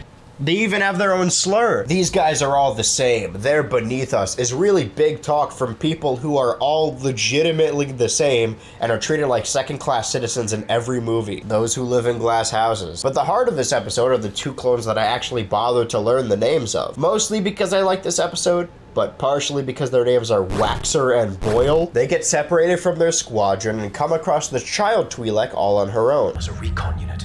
We better get moving. We can't leave her here. I don't see why not. I mean, no one else found her. Honestly, she's probably safer here. But they comfort her when she's alone, and they connect on a human level to help her feel not so scared. She leads them to her home, which has been ransacked and abandoned. She lost everything. But also, the bad guys released these things. I'm sure they have official names on, like, the canon or whatever, but I like calling them the creatures, which I think bumps our creepy critter count up to 8? I think. I don't proofread these. Every time I feel like I'm about to open up or be genuine, I always undercut it with a joke. I'm afraid of intimacy. Anyway, this episode is a touching look into the cost of war on both sides, which honestly I didn't think the show was capable of. But the now freed Twi'leks fight against their robot captor as he screams "does not compute," which is the kind of retro robot buffoonery that's normally not reserved for Star Wars. But I like it, it's silly. My 2 new favorite clones begin to leave Ryloth as they freed all the natives that live there. They say their goodbyes, and it's revealed that the word the young Twi'lek girl was using to describe Waxer and Boyle was brother. What a heartwarming, intense episode. I hope they don't immediately undercut it with something really boring. This arc is inconsistent. Star Wars The Clone Wars has legitimately surprised me at times, not just by being a good show, but by managing to tweak aspects of the prequels slightly to make them work significantly better. Mace Windu is not one of those things. He still sucks. And I know guys, my audience is people primarily in my age range. I know you're gonna tell me that Mace Windu is actually epic and awesome, but he isn't. He's got a cool design and a cool lightsaber color that makes him stand out when you're playing a video game or playing with toys, but that's it. He's a pretty toy.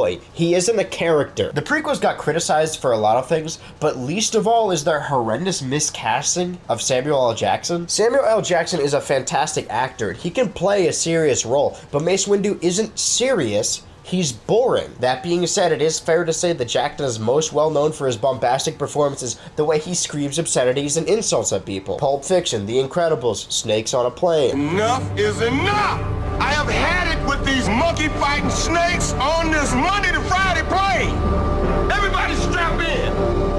I'm about to open some freaking windows. So why on earth would you cast him as a character who's most well known for talking slowly and dying by falling out a window? Except for in the game, where it's revealed that he actually survives and the fight continues on the lower balcony beneath the window. You should watch this video. I think a lot of you guys just don't like the gaming content, which is fine, but I'm not gonna stop doing it. The 2003 Clone Wars, I know, right? Try not to mention 2003 Clone Wars for 5-minute challenge. I lost. He's portrayed as a strong and silent badass, but that's not an adaptation. That's like a wholly different character. This Clone Wars episode is Mace Windu being boring Mace Windu while war stuff happens in the background. Not my thing. I don't care. I normally have really bad attention issues, but for a video, I'm like, okay, well, this is serious. I need to focus. I sat there in silence. I did not look at any other screens. I made myself pay attention to this.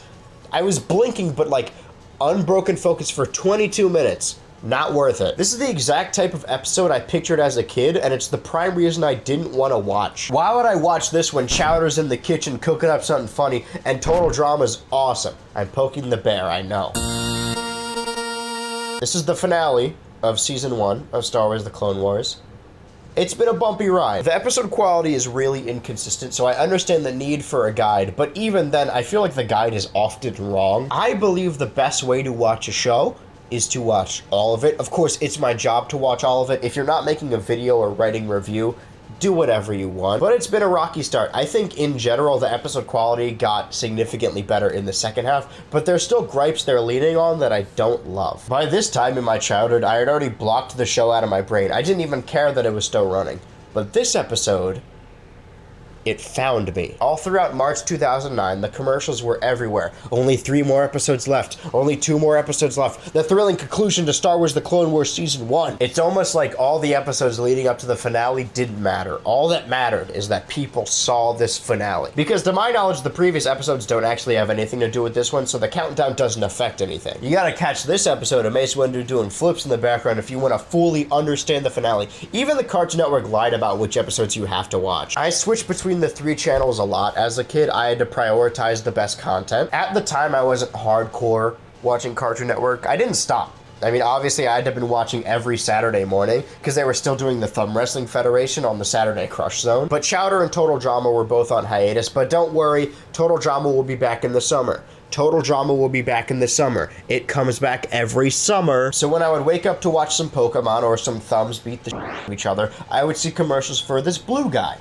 Who is this fellow? What's his deal? I must have recorded something from around this time. I don't have them, unfortunately, because I remember watching the DVR episodes all the time, and this dude kept appearing. I would try to skip through the commercials, though. But for now, in my free time to feel nostalgia, all I watch is the commercials. It's weird. Obviously, I've seen him since he showed up in Boba Fett to die, so I know he's supposed to be important, but is he cool? Do people like him? And why? Well, I actually watched it this time. Either the bug flew out of my mouth or it didn't. I'm in a shack right now. It definitely hasn't been, multiple weeks. But hypothetically, if someone was sick a week or 2 ago and they still feel bad, they should be concerned, right? A crew of bounty hunters have decided to attack a Senate building as a bargaining tactic to free Zero the Hutt from jail. I'd never actually seen this episode before, but a surge of energy shot through my body like I was electrocuted when I heard that name, because I know that one. Zero the Hutt was the main antagonist of the Clone Wars movie, which again, I did not talk about. because it sucks. He's purposefully annoying, which in a situation like this is perfectly fine because everyone hates him. But in a movie where he's got a whole lot of screen time, no wonder we'd rather watch Flapjack on the iPod. What seems to be the A plot and B plot actually converge together to make one big plot. Makes sense for the finale. Anakin and Padme are flirting together in secret. Nobody can know if they're love. That's why they make out in front of a giant window that the entire city can see inside. Also, this takes place after Attack of the Clones, the movie where there are multiple attempts at her life. You'd think they'd put her anywhere else that didn't have the back of her head shown to the entire city. Easy shot. To prove his love to her, Anakin hands her his Jedi weapon, his lightsaber, which is a big no-no for the Order. But then, oh no, she takes it with her when she goes into the main room and is held captive by the bounty family. So now Anakin has to stop all the bounty hunters and rescue everyone almost single-handedly without the use of his weapon. The whole episode is really just set up for some cool action set pieces, and I'm okay with that. I'm really into this blue cowboy Cad Bane. I know we just talked about that, and we'll get more of him later, but this is his first big showing. The episode is mainly Anakin just fighting off bounty hunters unarmed one by one, and it's a decently cool finale. One of the robots, while being held, tries to bend the barrel of his own gun to shoot Anakin in the face, and again, I'm not an expert. I don't think that would work. I seriously know nothing about firearms, and even I know that wouldn't work. You just ruined your gun. There's really not much I could say about this episode without sounding like an excited kid, or worse, someone who doesn't review TV episodes on the internet. Cad Bane has a cool hat and Anakin is epic. Bane gets away with Zero and makes him ride on top of the hovercraft instead of inside it like it's GTA 5. Cool. Like, good episode. Cool character. The first whole action sequence I was excited by. I mean, they bomb a Senate building and then they get away. You made terrorists look cool in your children's show. Now that we're done talking about the cool and good stuff, I know it wasn't that long, this doesn't affect the episode quality at all, but it stopped me dead in my tracks and I had to rewind multiple times. As they're running through the rooms to find the right one, they accidentally open the door to like this sexy Jetsons robot, and then they never talk about it again. Like, what is this? Why is it in the Senate building? Is that her room? Do droids live in the Senate building? What is this for? Also, who built her like that? What horny tinkerer was festering in this room and just had to make the hourglass figure robot? I know it's a lot to focus on for a throwaway gag, but imagine how I felt. I don't think it's even played for a joke. She just shows up for a couple seconds and then ceases to exist. Who in charge of the show did this? I demand to speak to the man in charge. And that was season 1 of Star Wars The Clone Wars. I already gave my thoughts on the season as a whole, but right now I'm more curious how the Cartoon Network audience reacted to it. Funnily enough, before the final episode aired, they aired a rerun of a past episode on Adult Swim, March 14th, 2009, meaning it was the first show to air simultaneously on Cartoon Network and Adult Swim. Space Ghost aired on both, but never at the same time. So it looks like one of the Adult Swim guys, also known as Swimmer, got to talk about Adult Swim again in a video that isn't really involved with it. Star Wars The Clone Wars became the most watched series premiere in Cartoon Network history. The series averaged 4 million total viewers in its debut. Cartoon Network said the Star Wars spin-off ranked as the #1 channel among all major animated networks in the time slot among total viewers. What a bunch of words. But that info doesn't really tell us anything about the first season specifically. I mean, it got renewed for a second season. That's normally a good call to say that people liked it at least a little bit. But also, it's Star Wars. They have Star Wars money. It's a smart way to keep kids interested in the franchise after the recent critical failure of the prequel trilogy. I went out of my way to watch as many archives from around this time for research, but I also do it for fun. And it wasn't just commercials for the actual show, it was clone helmet toys, noisy lightsabers, online browser game, a fourth thing a close friend of mine will get into later. After wrapping up season 1 in March 2009, we eventually reached October 2nd, 2009, and if you remember, that's one day away from when the series aired the first time last year. And we would get a 2-part season premiere. I'm starting to understand now why this man's blue visage was stuck in my head for a while. They weren't promoting the finale nearly as much as they were promoting the second season. Season 2 of Star Wars The Clone Wars was marketed as Rise of the Bounty Hunters, and this season would lead us to the end of the current news Cartoon Network era. And also, unlike the previous season, the watch guide features nearly half of the season's episodes, which actually is not a whole lot. Let's see how accurate they are this time. I have a lot to say about this episode, but very little of what I have to say actually has to do with the episode. First off, I want to say right off the bat, the visual bump in quality is very apparent. Pre-Lupin / Spider-Verse era, 3D animation was pretty stilted. They're modeled to look more like people than they are stylized cartoons. But this episode is already way more expressive than anything in the first season. Ahsoka holds her lightsaber in a more dynamic way, the animation is a lot bouncier, and the character's facial features are more expressive. We learn here that Sidious has hired Cad Bane to steal a Jedi holocron. I'm sure they explained what that actually is, like what it means, but as far as we're concerned right now, it's a MacGuffin, but it is a good one. The holocron is hidden in the back rooms of the Jedi Archives, the big blue library. Again, something I only really know from the video games. Ahsoka f***ed something up again, so she has to become the librarian's assistant as punishment. Wait a minute, do I know that old lady from somewhere? Oh, thank God. A poor old lady. I'm tired of fighting Jedi. Oh, Grain is packing heat. It's probably nothing. Luckily, the Jedi know he's coming because Yoda senses a disturbance. Okay, so another explanation for plot holes in the prequels were given. Why can't Yoda sense that Sidious is planning something and that Sidious is Palpatine? Well, clearly because Sidious used his Sith powers to cloud everyone's judgment and hide himself. Okay, I believe that. That is in the realm of possibility. But if Sidious can do that every day, why does he not extend his shield to Bane? This isn't his normal confusing playing both sides plan where Dooku getting captured is a part of his plan. He doesn't want Cad to be caught. Why would he send him in like that? These aren't actual criticisms. These are just silly little parody jokes I'm making out of love for Star Wars. Speaking of silly little jokes made out of love for Star Wars... You know, if you would just tell me what it is you're doing back there, I could probably be of some assistance. You heard that right, former Bored Ape owner Seth Green. I mentioned this a couple times, but my love and nerdy knowledge of Star Wars didn't come from the movies. It didn't even come from the games, really. Remember earlier when I mentioned Adult Swim and said it wouldn't be involved with this video? Being a Star Wars fan and an Adult Swim fan at the time was great because I would watch Family Guy followed by Robot Chicken every night, and oh boy do those two shows love their Star Wars jokes. The only reason I know so many of these tertiary Star Wars characters that bleed into the background is because of this stop-motion nightmare. I'm sure this was a really cool moment for Seth Green. Hell, it's a really cool moment for me as a fan over a decade later. But I know the Star Wars people were fans of Seth work. I mean, George Lucas made a cameo on his show. And I want you to get out of this office right now. I'm sorry, Zeb. No way. You brought you brought it on yourself. I don't want you here. I'm so sorry, George. I didn't think it would go like this. Out. Dad, I got your voucher.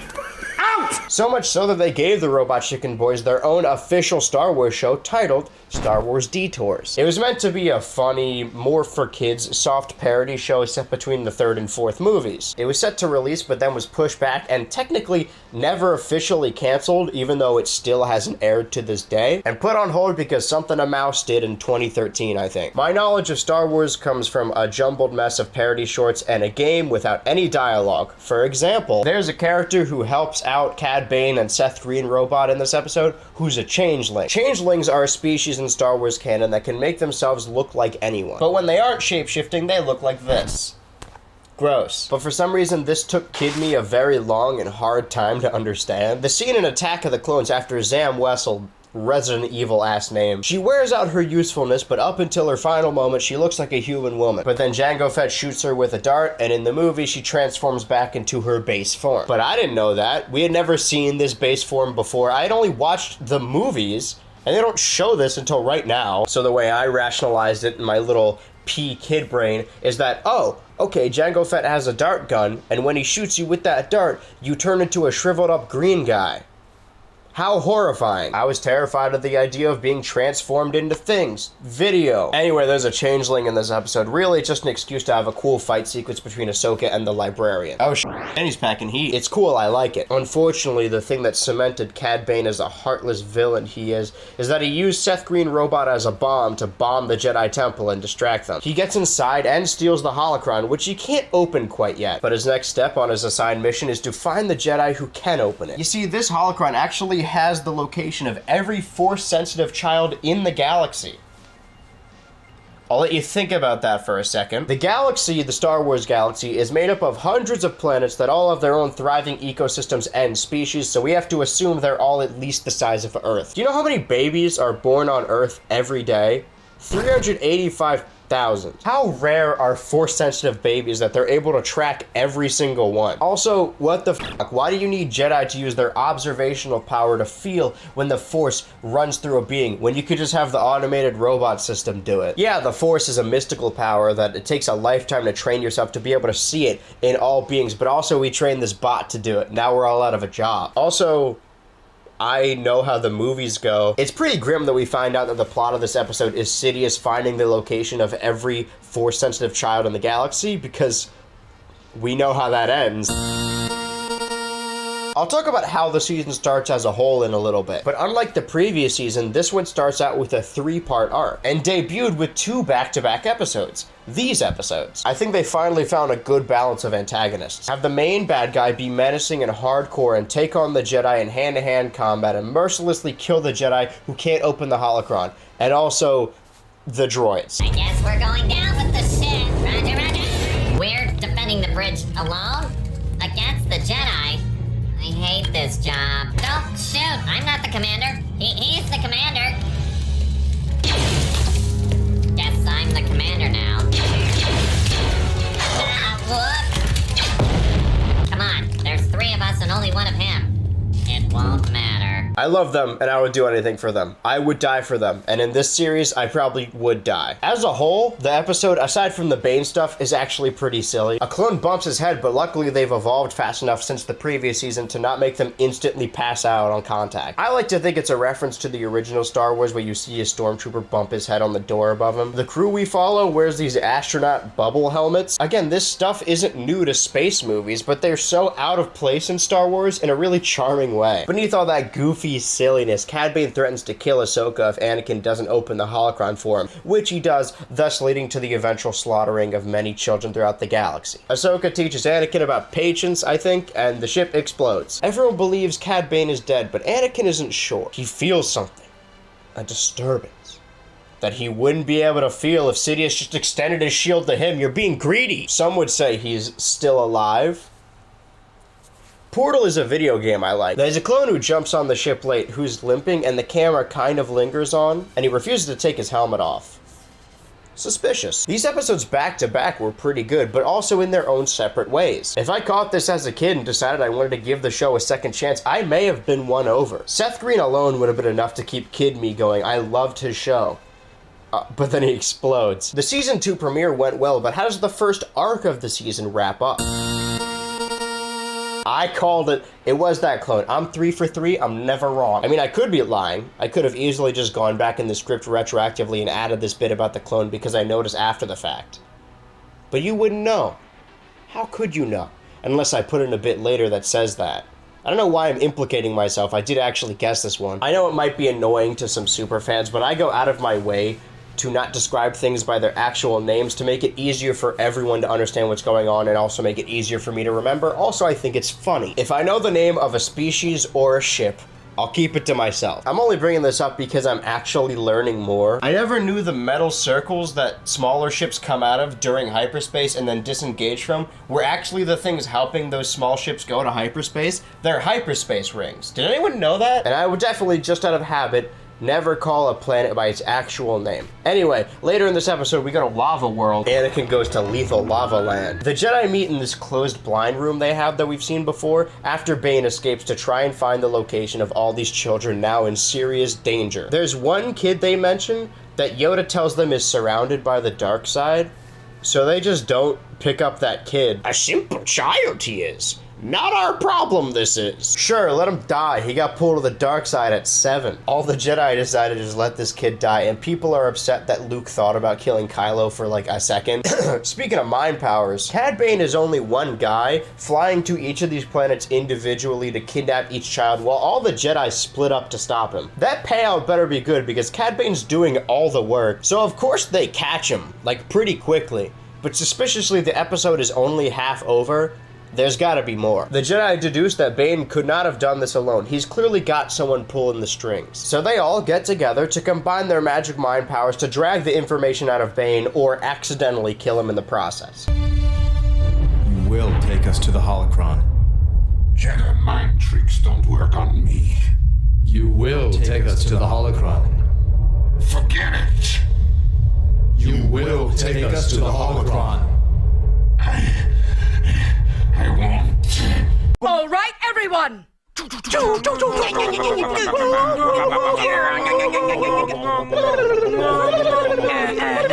I didn't know they could do this. I promise I'm not making this up to make them sound dumb. It just does sound dumb. And you will take us now. I will take you. No.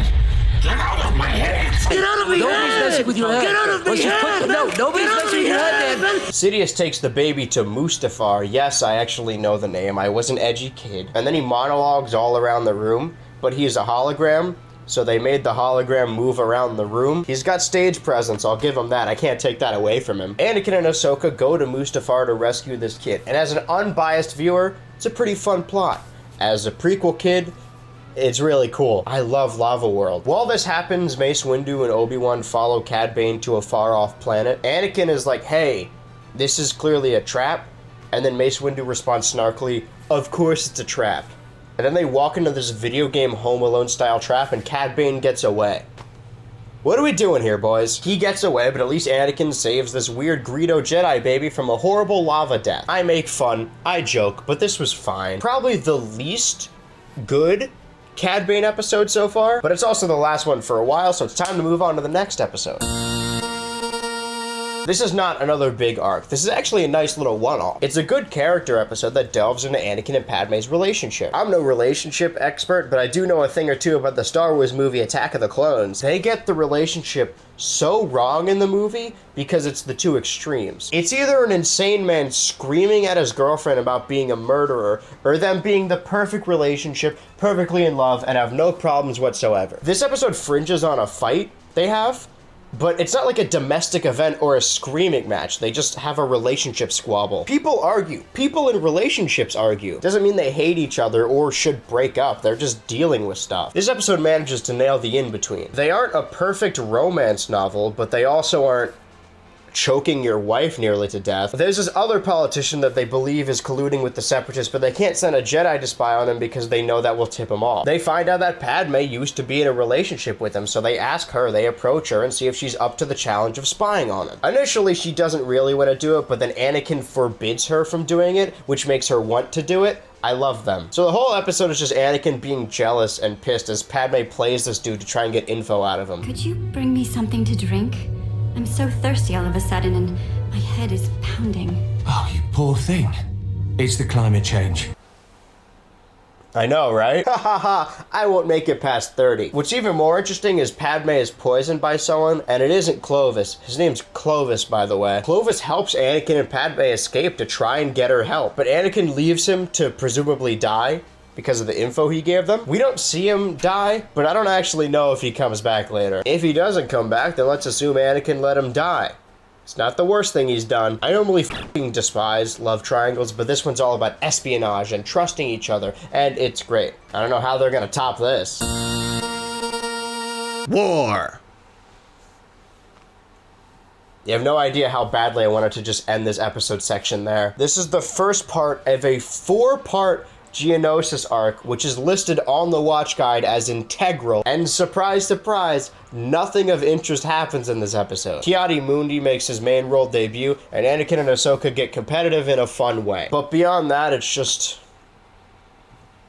more war stuff. And I don't want you guys to get the wrong idea from me. It's not like there's a good episode buried beneath this war stuff that I won't acknowledge because of moral reasons. Star Wars isn't real. It's not a real war. It doesn't matter if there's war stuff or not. It doesn't affect anything in the real world. It's just boring. I think conflict is interesting, but this episode doesn't even have that. It's just two people from across the room shooting each other for like 22 minutes. Well, you didn't miss much.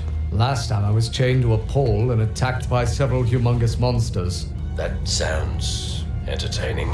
It was. As someone who's seen the movie, I can confirm it was not entertaining. Oh, but no, you gotta skip the interesting character study we just saw, but you have to watch this one. It's crucial to the 4-part Geonosis arc. Even if the next episode is really good, you don't have to watch this one at all. Easy skip from me. Next.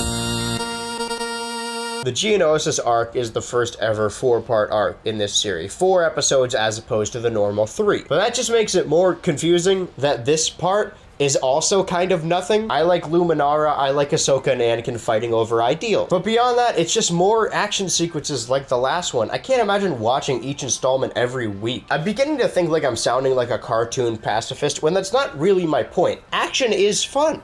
It's fun when it has stakes. There's a severe lack of personal stakes throughout the majority of this episode. In the last couple minutes of the episode, Ahsoka and the only Padawan that fully understands her, Barriss, decide to sacrifice themselves and get caved in. They're eventually rescued by Jedi lifting big rocks, their favorite activity, but even that is kind of ruined by whatever dumb point they're trying to make. I knew they were still alive. I told you we shouldn't give up on them. It's not that I gave up, Skywalker, but unlike you, when the time comes, I am prepared to let my student go. Oh yeah, okay, yeah, I get that. But you did give up, though. You don't get to turn around and make this a lesson about tranquility. You were wrong. You left your Padawan to die. There's really no reason these last 2 episodes had to be 2 episodes. I mean, even the main thing of focusing on Anakin and Ahsoka's relationship happened in the last one. You could easily just morph them together. I don't know if it would make a better episode per se, but it would at least be more content dense. There would still be a lack of personal stakes. And the thing that makes it even more confusing is the next 2 parts of this arc are great. What a terrible way to start a really fun arc. Funnily enough, these episodes dropped November 2009, just miss October, despite the fact that this is the closest we're ever gonna get to Star Wars horror on screen at the time. This is basically a zombie story. The Geonosian bug guys don't stop moving after they're dead. Even Jedi cutting them to pieces, cutting their heads off, they're still alive. They still live on, and they will attack. And this zombie story is a precursor to another zombie story. And it's not just creepy because of the subject matter. The zombie bugmen wouldn't be nearly as scary as if they were shooting at each other from across a giant chasm. The backdrop is a thin cave corridor that is only lit by the lightsabers held by the Jedi traversing them. And again, we know none of these characters die because they appear in the movie, but stakes don't need to mean life or death. They don't know anything about these creatures and they don't know how they're gonna get out of here. That's what keeps you watching, the intrigue. I don't care about clones and droids shooting each other because in the end, I know none of it matters. Even if the 3rd movie hadn't come out, it still wouldn't have mattered. I mean, I care about the clones and droids as people, but individually, you can see them get shot down and not really feel anything. I do care deeply for the droids, though. There's this new big bad they're hyping up, Poggle the Lesser, who doesn't really have anything to do, and I don't know anything about. Oh, damn, it's Poggle the Lesser. I know him, that's my guy. Because he has Lesser in his name. Disregard that. But they do set up his heartlessness as these 2 droid lovers are separated by harsh sand. As the droid begs to go back for his lost love, Poggle demands they march forward, leaving him lost in the unforgiving sands. Yes, sir. Right away, sir. Don't leave me. It's like Romeo and Juliet. See, it's like poetry, because it rhymes. You want to talk about personal stakes and characterization? We get more Anakin and Obi-Wan bickering this episode. I'm not so f***ed that I like seeing characters argue at each other and I like seeing them mad at each other. I like seeing arguments because you have to be very passionate about a topic to argue on its behalf. Arguing is not an easy thing to do. When Anakin and Obi-Wan argue about how Jedi work is to be done and how to support the war, you get an insight into how both of these characters feel about important topics like that. And neither of them are really wrong. Not like Luminara. Oh yeah, I meant to leave my Padawan behind. It was a good lesson. It'll teach her. I'm sure she'll be fine after this.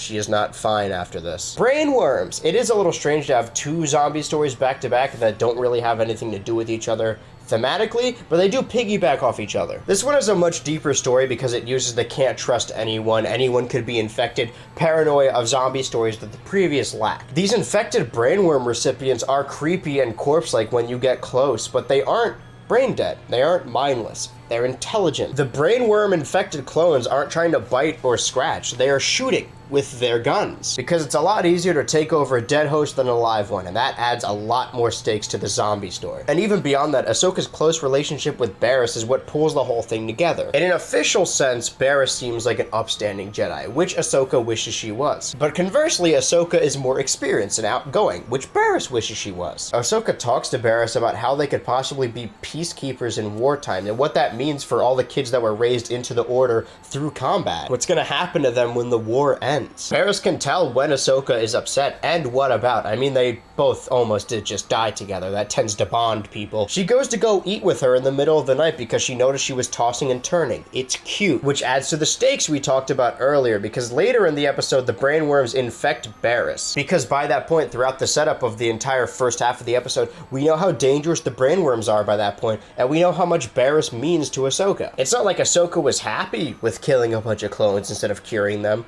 but you know, she wasn't opposed to doing it. We can always just make more. I know I keep bringing up stakes. I sound like a literature teacher, but this stuff is important. The episode still probably would have been as fun if it was just Mace Windu flying around in a ship, curing a bunch of zombies and fighting off bad ones, but it wouldn't have been nearly as great. They're all on the same ship. Anakin has a nice little subplot about torturing Poggle to get information out of him and then hiding the fact that he did that from all his compatriots. It's just a little confusing because the scaling of this ship is super inconsistent. We see clones on the bridge piloting the ship, and we see windows around them, and then we see the ship from the outside, and we see those same windows. From what I'm seeing, oh, this ship must be kind of small. It must have a couple rooms. But then there's a cafeteria, a coolant system, multiple corridors, a holding cell. I know it's the ship from the opening of the first movie, and that one also had multiple sections, but it looks way smaller here. I don't even think this was an animation error or a mistake. I think it was maybe just poor communication, which you could argue could be any of those two things. But beyond that, it is a horrifying concept that anyone close to you that you trusted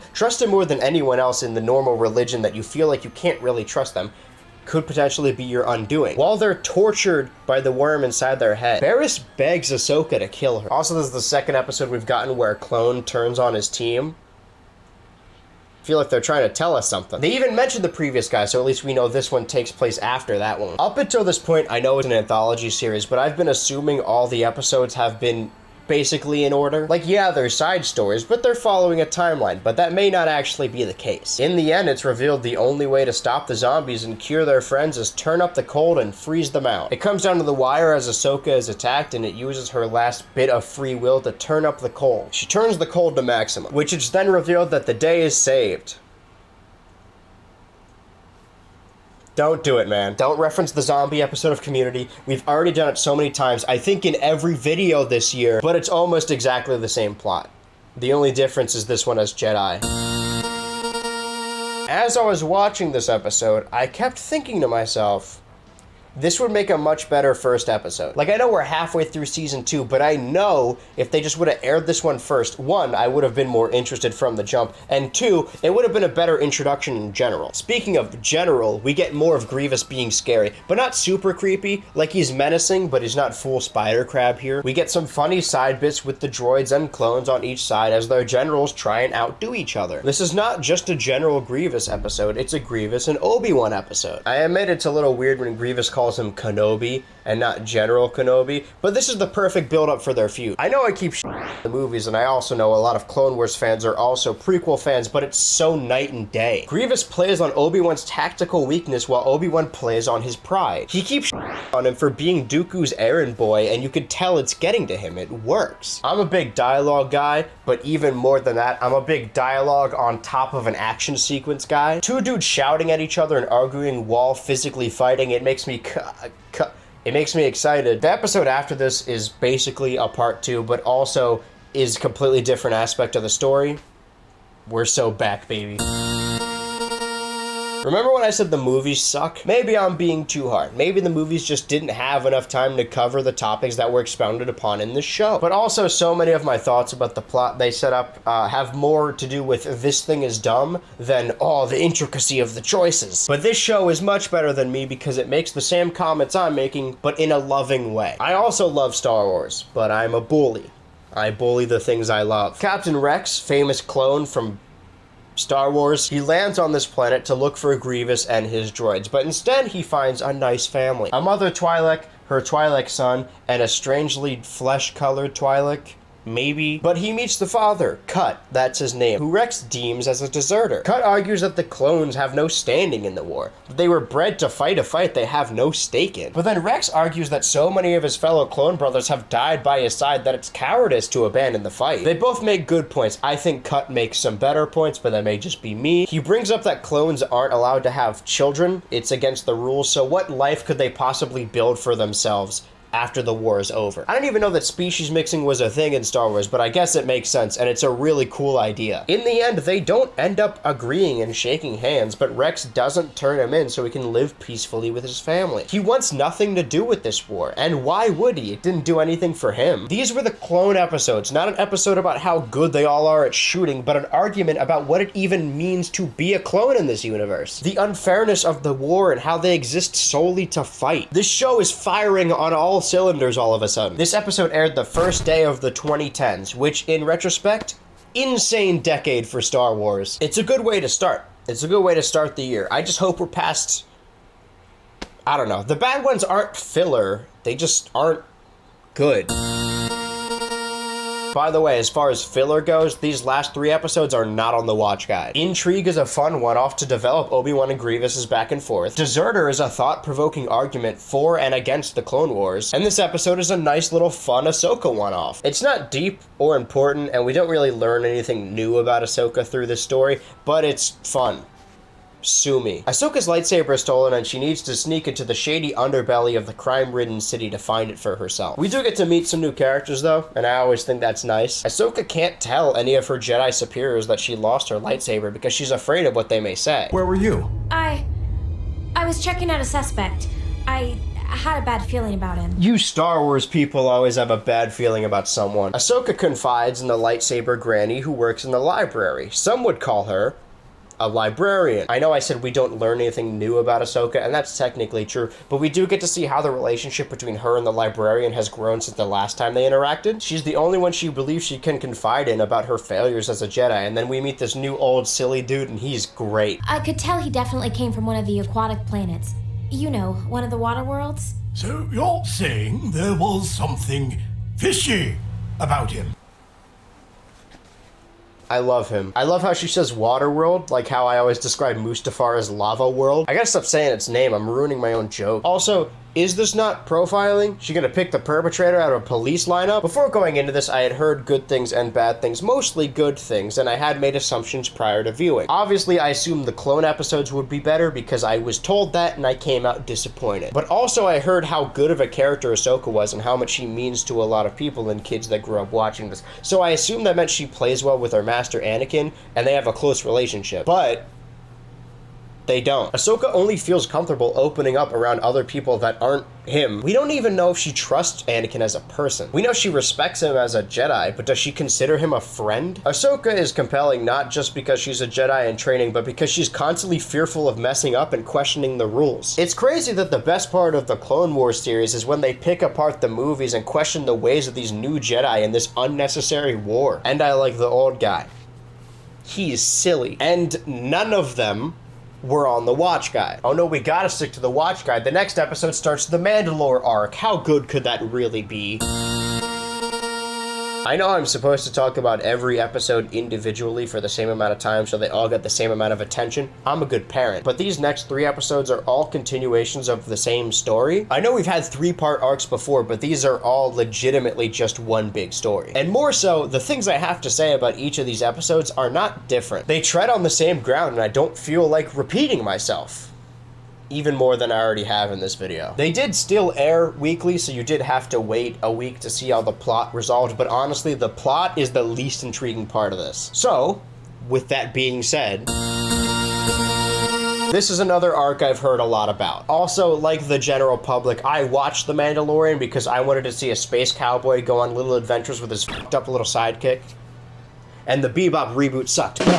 I'm sure all this lore was written in like a book or something, but this is the first time on screen that we learn about Mandalore. I finally got to actually figure out what the Darksaber is and why it's so important. I just always saw it in The Mandalorian. I'm like, yeah, that's cool. I would want that too. I always knew this information was in the show. I just didn't have the wherewithal to sit through the whole thing to get to it. Sorry. As a kid, I assumed that Jango and Boba were the only ones that looked like that. Come to realize that there's actually a whole race of people that look like that, called Mandalorians. Come to also realize that Jango and Boba aren't even Mandalorians. Sure, there's Mandalore lore, and terrorist and a war, and some cool fights. But for me, the most interesting parts of these 3 episodes is what's going on between Obi-Wan and the Duchess of Mandalore, Satine. Is that name a reference to the love interest from the other Ewan McGregor movie, Moulin Rouge? Who's to say? The review must go on. We know that the Jedi strictly forbid any emotional attachment, even though it's nearly impossible to not care for a little bit someone you spend so much time with, and most of the Jedi secretly hate that rule, except for Yoda, but he's old and a freak. But Anakin is the only one that breaks it, having a secret relationship with Padme as she gets railed on the side by Jar Jar, but he doesn't know that. It's revealed in these episodes that Obi-Wan once had a situation very similar. He was stationed on Mandalore where his job was to watch over Satine. It's there where he fell in love with her, and in the future we find out that if she had asked, he would have left the Jedi Order for her. But the last guy who did that was Dooku, and he fucking bites it later. And you could tell just by the amount of tension in their scenes that it really does feel like they're about to furiously make out at any second. In the second episode, Anakin gets added to the mix, and because he's a fucker himself, he quickly picks up on the fact that there was once something there. He picks on him and cracks jokes because to Anakin, this whole not allowing love thing is basically a joke to him, but not to Obi-Wan. He takes it very seriously. What adds some tension to a lot of the past lover scenes is that Satine is a staunch pacifist and is disappointed in how far Obi-Wan has fallen. Jedi used to be keepers of the peace, yada yada yada, now they're war criminals. We've been over this already, specifically in this video a lot. That's not to say that she's incorrect. The prequel movies are kind of hard to get a read on. It might have something to do with the dialogue. I'll stop. I've talked to some people before where when I brought up the whole no love rule, they've said something along the lines of, well, yeah, of course it makes sense that they're not allowed to love. But I don't know. Are the Jedi even supposed to be good in these movies? Are we supposed to agree with Anakin? Because I think that's what it's going for. I was always of the mind that the strict rules of the Jedi Order is what drove Anakin away. Why he killed children and Jedi? I don't know. He might just be an evil fucker. I mean, even when they got him as a kid, you could tell something was off. That part was too far. But my interpretation was always that the Jedi Order kind of sucked, and he was sort of right to want to burn it down. Not to get too much into the sequel trilogy on the internet, because that's a death sentence, but I was really excited after what they set up in The Last Jedi. The prospect of Rey and Kylo abandoning the Jedi and the Sith and forging out their new paths. But then the next movie is, hey, Palpatine's back. Rey is a good guy Jedi, and so is Kylo. But then he dies because it's Star Wars, and the Jedi are back and better than ever. Even in The Mandalorian, or rather, the Mandalorian episodes of the Book of Boba Fett, Grogu and Mando decide to leave training because why even continue the Order? The last time they did it, they created a baby-killing murder machine man. So my question is this intentional? Are the prequels secretly genius? We were supposed to move on from the Jedi Order. That was the story, but then they realized that doing that may potentially make them slightly less money. Sorry, there's a show I'm supposed to be talking about. There are these other Mandalorians called Death Watch, and they're a group of terrorists who side with the Separatists and try and start a war to win back their old ways of, well, war. They bomb a building and then leave a doom power-up behind. The first episode, there's this one guy talking to Satine, and he's lit really eerily, and the music starts to swells, and he talks like a bad guy, and surprise, surprise, he betrays them. 4 for 4. This doesn't make the show bad, I just feel like I've guessed every betrayal very easily so far. Eventually, Obi-Wan exposes another Death Watch member who kidnaps Satine and makes a Green Goblin trap. I will not allow that. What will you do? If you shoot me, you prove yourself a hypocrite to every pacifist ideal you hold dear. And you, Kenobi, you are no stranger to violence. You'd be hailed as a hero by everyone on this ship. Almost everyone. Come on, then. Who will strike first and brand themselves a cold-blooded killer?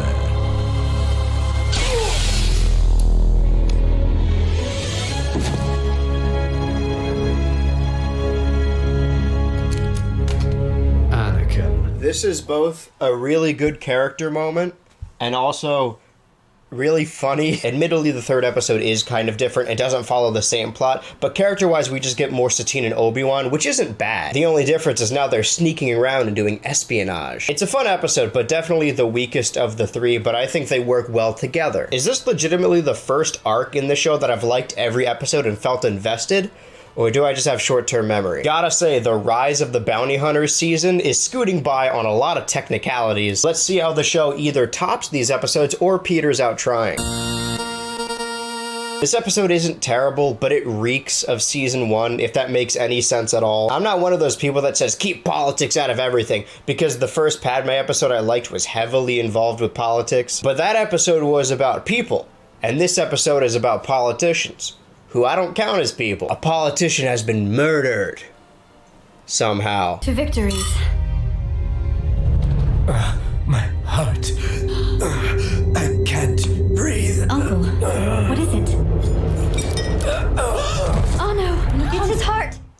I'm no doctor, but I think it has something to do with his heart. We got a murder mystery with a new cast of possible perpetrators. And for the first time, applause all around, I got it wrong. The dude hired to solve this mystery, he sulks around and talks real creepily and suspiciously, and he kind of looks like a himbified version of Jack Horner from Puss in Boots. I rest my case. And I was certain he had to be the murderer. But he wasn't.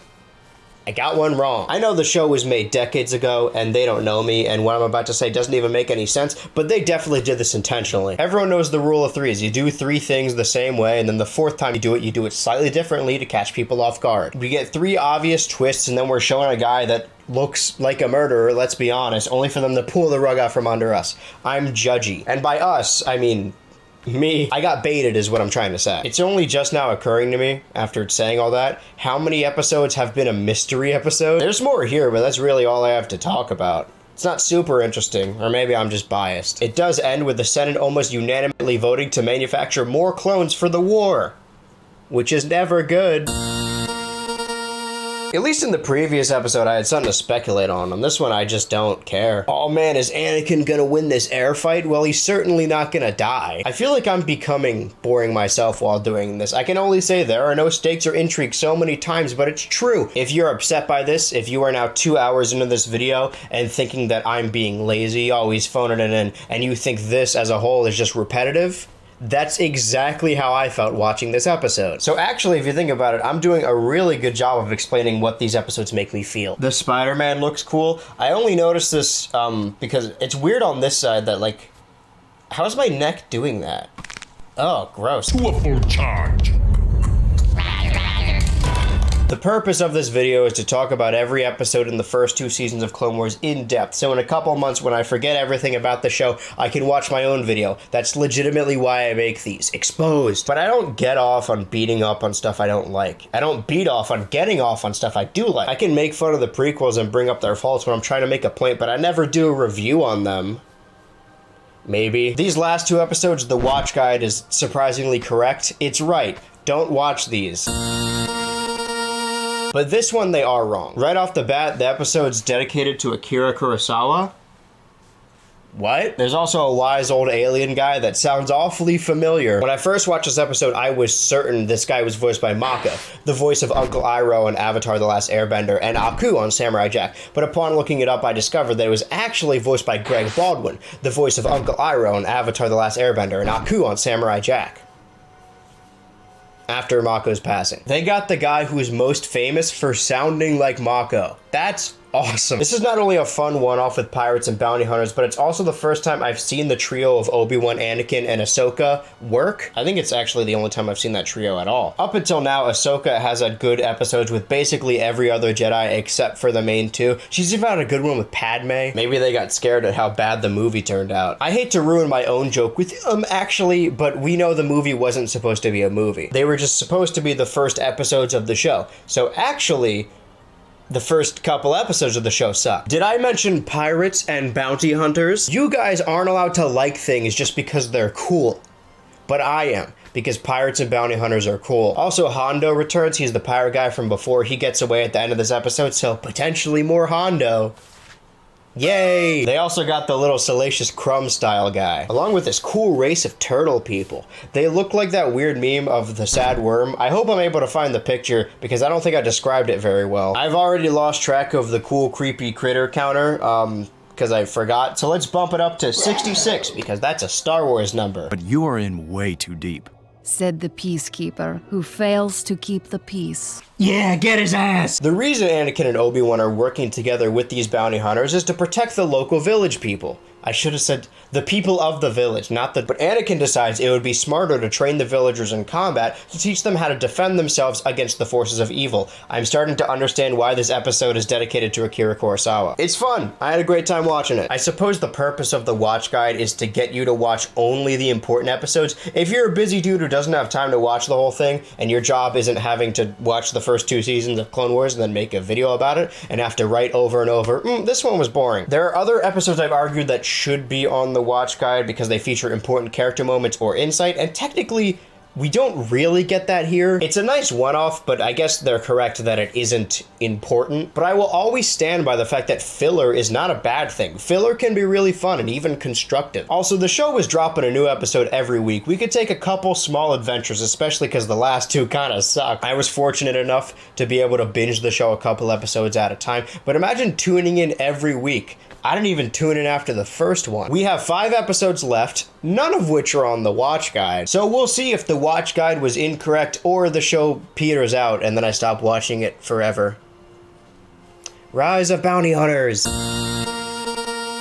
I'm just gonna bump our creepy critter counter up to a picture of a lightsaber because the next 2 episodes are creature features, baby. 2 episodes that did air a week apart in April of 2010, but are integral to understanding each other. But forget about that, because we're not at part 2 yet, and unlike the Mandalore Arc, these episodes are actually pretty different despite having the same subject matter. They're different enough to talk about them separately. There's cool stuff in this episode, like what I think is the first appearance of the Wilhelm scream in a Star Wars show. I'm fairly certain it is. I feel like I would have noticed if it appeared prior. But the main tagline of this episode is, they did it.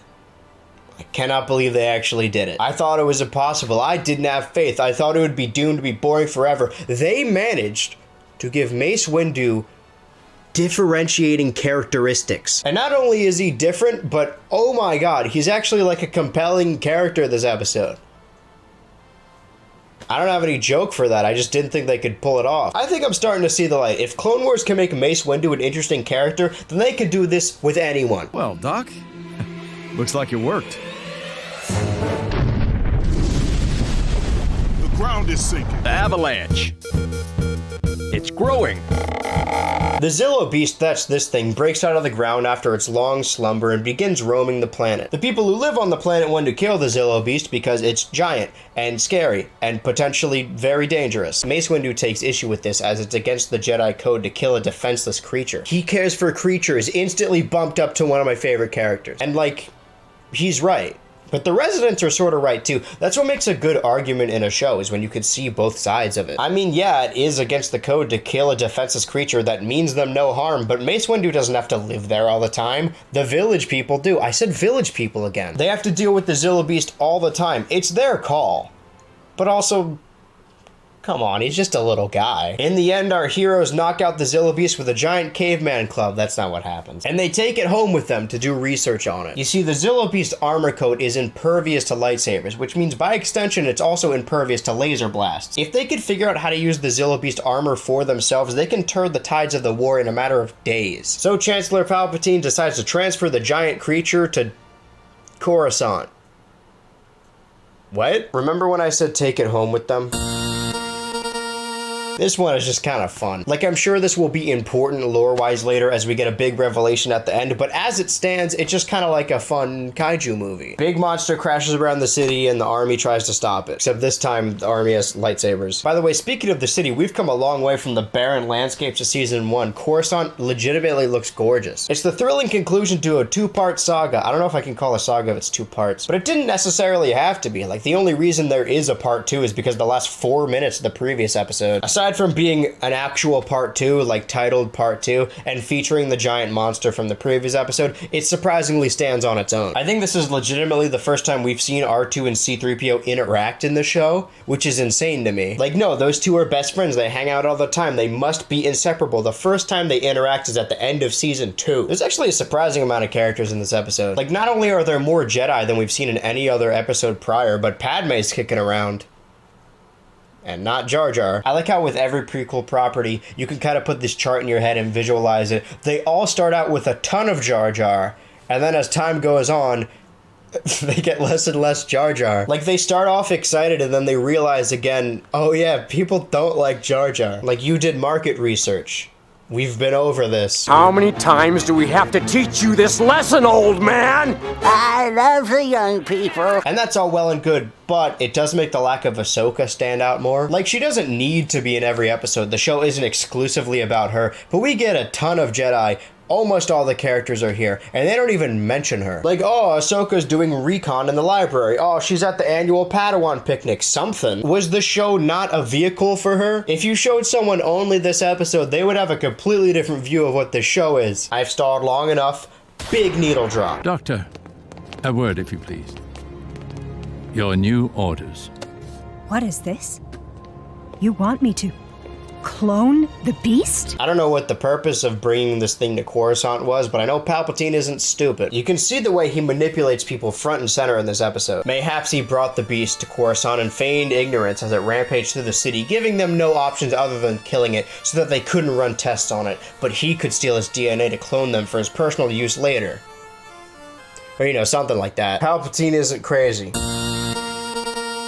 Surprising amount of interesting Mace Windu stories in such a short time frame. Hey, remember how they called this season The Rise of Bounty Hunters? The prequels answer a lot of questions from the original trilogy. They even answer some questions that nobody asked. Yeah, Darth Vader built C-3PO. What are you gonna do about it? It's canon now. But they also leave questions unanswered themselves. Like how this kid became Boba Fett. Obviously, we don't need those answers, but seeing his character growth and journey is appreciated. I've been exclusively criticizing the prequels, but in fairness, Boba Fett is not a character.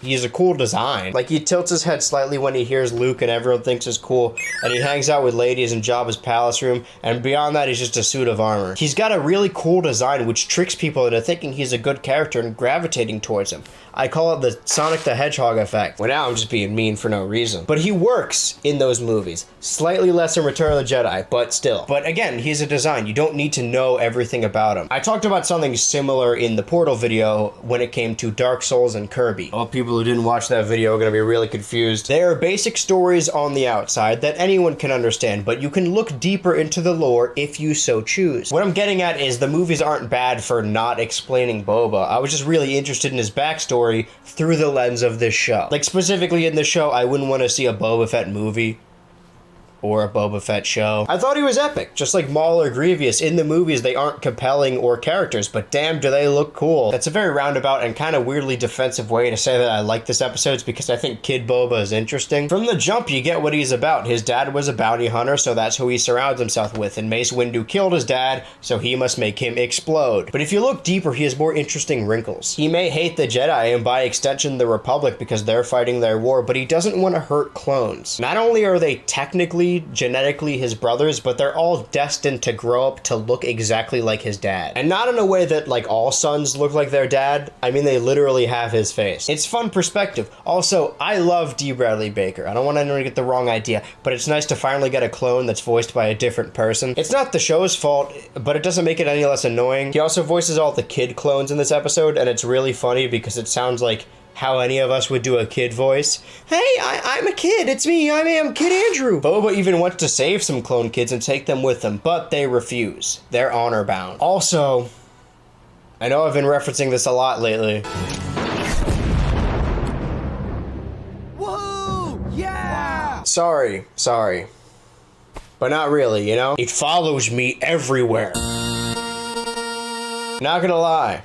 I thought we were done with the Boba Fett story. Like, I know the season is Rise of the Bounty Hunters, which, now that I think about it, is probably only really referring to him. Yeah, bounty hunters are rising to power, but he's the only one that's actually rising. I just assume we get more Cad Bane. That's not to say that I don't like these Boba episodes, because I am not complaining at all. I just didn't know that we're in the final arc of the last season I'm going to talk about. We are apparently 2 parts into this 3-part finale arc, and no one thought to tell me. It's lonely here without hearing those guys yell at me about pizza places or Halloween parties. But yay, Boba Fett. Not only that, but it's also a little R2 episode. R2's big adventure. It says more about me than it does about the show, that I would prefer to watch a little robot that can't talk over watching the clones who can. But hey, too bad. Taking place immediately after the previous episode, which I only found out by hearing the opening narration. Boba was forced to destroy the Jedi cruiser and escape with the help of notorious bounty hunter Aura Singh. Ah, yes, the notorious character we just met. If she's so notorious, how come I've never heard of her? If you're a real fan, you'll name 5 of her songs. We're coming up on the crash site. Let's hope Admiral Killian and the command crew are still in one piece. Kid named Finger, if that's your real name. Congratulations on passing the Ohio State bar. So Anakin and Mace go to the crash planet to find the lost clones and Admiral, only to come across a trap. I keep bringing up the Lego games because it's the first way I experienced this story. Without voice acting or any dialogue for that matter, you have to put the pieces together with only visuals. You get it? That's a visual in itself, putting pieces together like Legos. It's a hat within a hat and a pun. In the Lego games, Jango Fett gets his head cut off, and then we see Boba Fett later holding his helmet. Is the head inside? I guess they never confirm or deny that. And then later in the same game series, we see Boba Fett, adult Boba Fett, wearing the same helmet but slightly different color. I had a lot of Star Wars headcanons as a kid because, again, no dialogue. I thought Darth Maul looked like that because he fell face first in lava. He fell in face first, only his face, and got burned, turning parts of it red. That doesn't make sense, but the helmet does. I put 2 and 2 together, just assume he painted his old man's helmet his favorite color to keep his memory. I assume the same thing for his iconic ship, the Slave One. I don't think it's called that anymore. And not to spoil the episode I'm about to spoil in a couple minutes anyway, but... No! Run!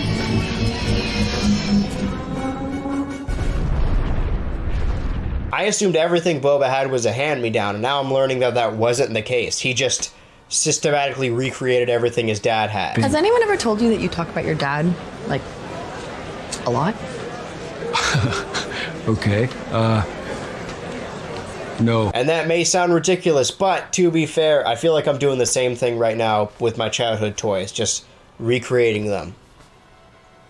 Stay tuned. Anyway, this is technically an R2 episode, so I think it's important we reiterate his relationship with Anakin. Anakin cares for droids far more than anyone else around him. And while we saw more of a fight for every living creature side of Mace Windu in the previous arc, he just views them as tools. He's even got his own little guy. His name's R8. I like his color scheme. It says a lot about this society that they view giant dragon weird worm creature as higher status as the robots who can think and feel. But in the long run, what makes R2 so different is that he saves the day. I mean, R8 gets his head ripped off by these four-armed buff bat creatures. Let's bump the creepy critter counter up to a stock image of a man. The rest of this episode is just Five Nights at Boba's, where R2 controls doors and anything else he can get his claws on, to shut down the bounty hunters and go get help. He even attaches a creature to a ship and makes it fly away like that one GTA mod. You know the one. Oh, what, I have to explain all my obscure references now? If you get it, you get it. If you don't, you don't. The climax of the episode involves R2 flying Anakin's ship by himself, which... I didn't know he knew how to do that. But the bounty hunters are close behind. In front of him, there are 2 light speed rings, and R2 has to make a decision on which one he's going to use to escape. And the bounty hunters know that whichever ship reaches the ring will get away, but they only have enough time and distance to shoot one. Tough decision. In the end, Boba decides to blow up Mace Windu's ring out of the rage he feels for him, but that wasn't the right decision, and R2 gets away. His anger got the best of him, and because of that, R2 got away. R2 runs screaming into the military briefing room, pushing past a bunch of comrades, and in the end, he's able to relay hhis message to Plo Koon and... Oh, hey, Ahsoka. Where have you been? Guys, remember when Ahsoka was in this show? And we end on a more obvious cliffhanger leading into the next part. I don't even mind that we're not seeing Cad Bane anymore. I am thoroughly invested in Boba's plight. He's a kid who's had everything taken away from him, and the only people he can trust are people you famously cannot trust. This is it. The final episode of Star Wars The Clone Wars Season 2, Rise of the Bounty Hunters. And I gotta say, it doesn't really feel like it. Like, the end of Season 1 felt like a big enough change to move into the new one, but this is just kind of an okay episode. I shouldn't be upset about a good episode, but it's not a finale. I feel like I've been throwing the word okay around as an insult, like all those kids who say mid. But I promise it's not. It's not super bombastic, but it doesn't need to be. The thing about an anthology show with individual arcs within it is that the season as a whole is not going to have an arc. Like, we're seeing the end of the first Boba arc, not the end of the Season 2 arc. Because there is no Season 2 arc. Unless you consider the subtitle Rise of the Bounty Hunters an arc, which you shouldn't. I mean, Hondo comes back, and it's kind of implied he had a thing with Aura.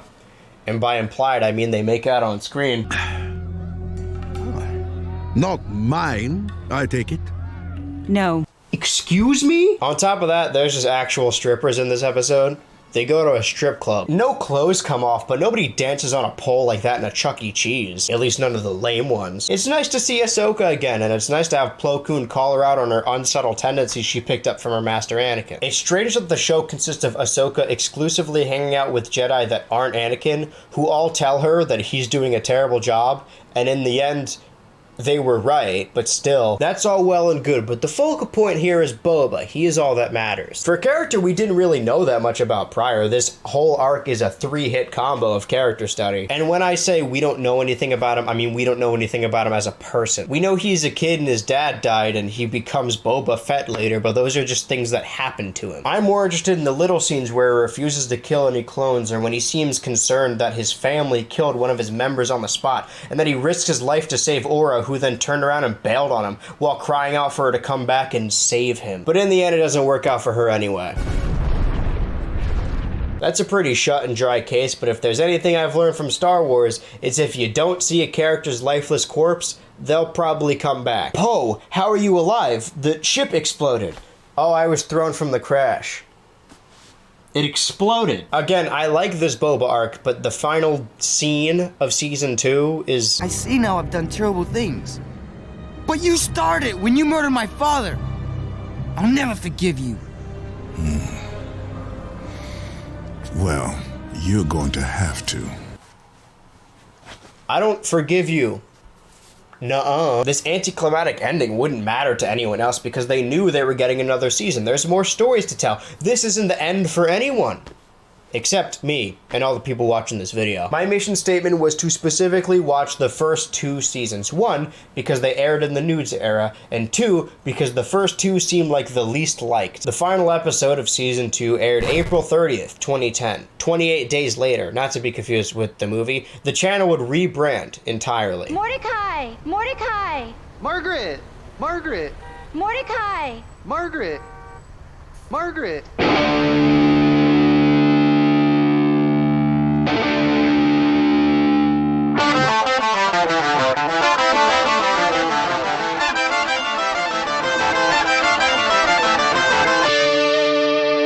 It wasn't just the little white guys being replaced with more boxy and blocky designs. It was the way the channel was operated. Yeah, we got shows like Flapjack, The Secret Saturdays, and 16 in the nudes era. But by the end of 2010, the channel looked entirely different. Adventure Time premiered, regular show premiered, Mystery Incorporated premiered, everything had changed. Cartoon Network was never the same after that.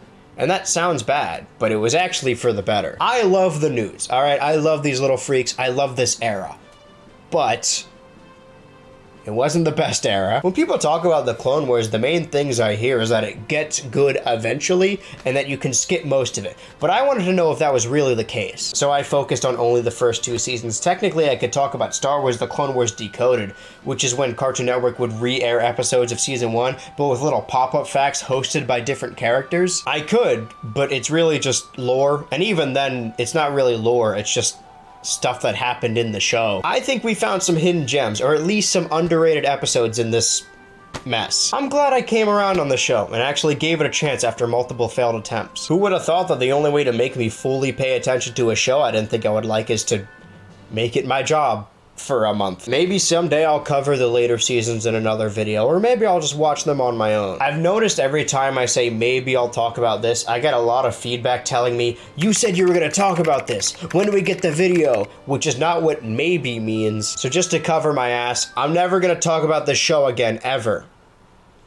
Maybe. Don't watch the episodes some random guide on the internet told you to watch. Watch the episodes the random dude on the internet's about to tell you to watch.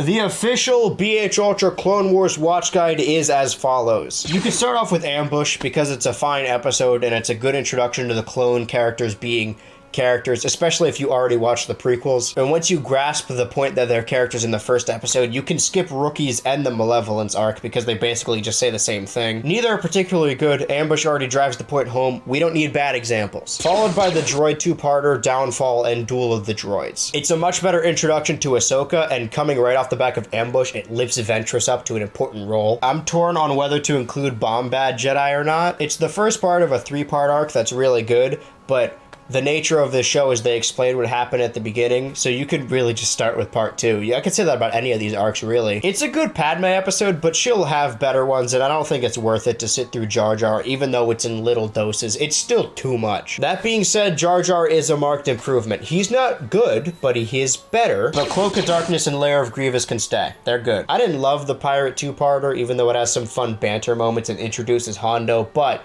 If you want to know more about Hondo, then watch him, and if you don't, not worth it. It's not even really worth it to meet Hondo. Jedi Crash and Defenders of Peace both stay. I like the Lemur People arc. We're gonna skip Trespass, but then keep Hidden Enemy. Again, not fantastic and not as good as the other episodes, but I think it was the first clone-centric episode I thought was good, and we do need a couple of those somewhere in there. Keep Blue Shadow Virus and Mystery of a Thousand Moons. I really like the second part with the droid kid, and we do kind of need part 1 to explain part 2, so I guess I'll throw it in there. Also, I think the scientist is silly. Ryloth trilogy, axed. Terrible. The only thing we're potentially missing is Ahsoka getting knocked down a peg and learning her lesson, but I really don't think that's necessary. Not that I'm against Ahsoka failing, because I think it's an important plot point to hit when you're telling a story about growing up, but not like this, not in a boring way. And then we turn around to Hostage Crisis. It's really good, and I think Cad Bane is cool. Because of that, and because they're really good, the opening 3-part arc of Season 2 also stays. Senate Spy is also good. Padme isn't getting a lot of love in my watch guide, with both the virus kind of taking her out of the episode and Hostage Crisis,